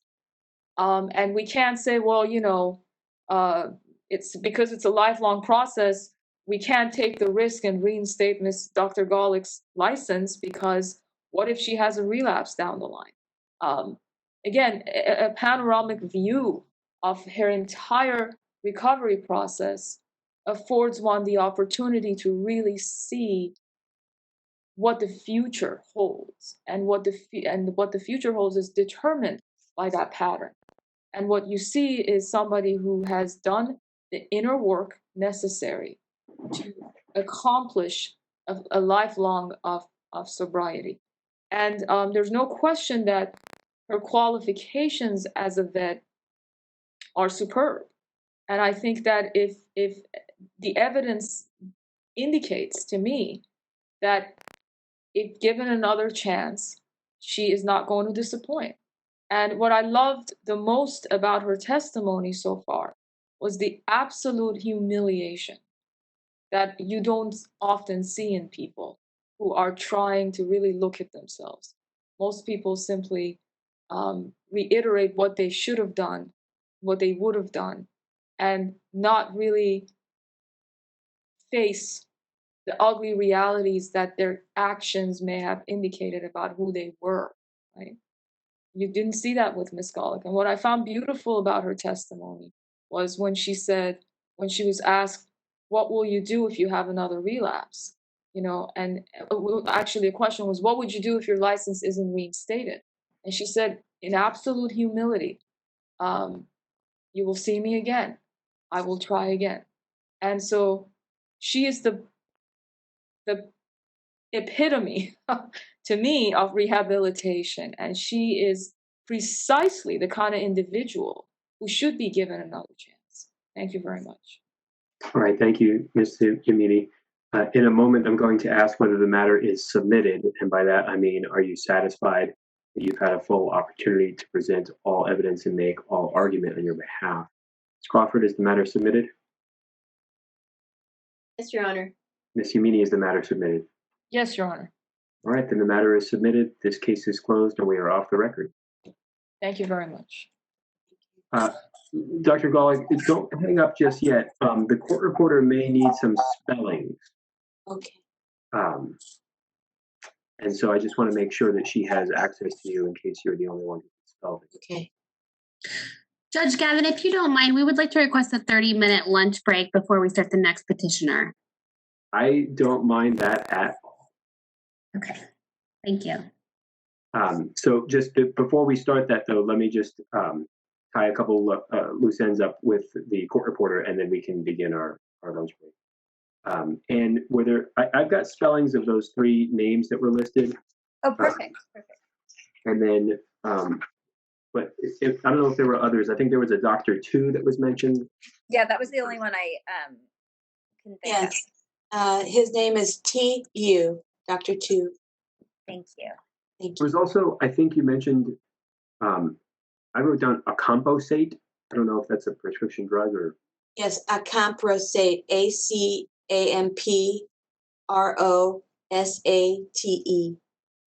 Okay. And then, and those doctors and the letters of support that were listed. One was Lainey Hokinson. It's LAYNEE. Hokinson is HOKANSON. The other was Sue, SUE, Dildine, DILDINE. And then there was Jackie, JACKIE, McIntyre, MC capital INTYRE. Perfect. Thank you. All right. Any other spellings that you need? No, that's perfect. And then, yeah, I have the information that you need. So, yeah, that's great. I think your CSR is 9149. Correct. Yes. Okay. And then, yeah, I just need your ending time and estimated number of pages. 12:17 is the ending time and 86 pages. Pardon me, you said 86? 86, correct. Okay. All right. Thank you very much. So, Madam Moderator, then we would be ready to commence the break. Thank you very much. So it looks like we'll come back right at 12:50, or Dr. Nolan, do you want to just make it 1 o'clock? Yeah, I would prefer 1 o'clock. And just FYI, for Your Honor, Jessica Sieferman is our executive officer of the California Veterinary Medical Board. So she is not the moderator. She's been handling duties of a moderator, but she's our EO. Sorry about that. That's all right. Yeah, you know, I did note that there was a box listed as moderator, and then there was a box listed with a specific name. And so, Ms. Sieberman, please accept my apology for hearing you this entire morning.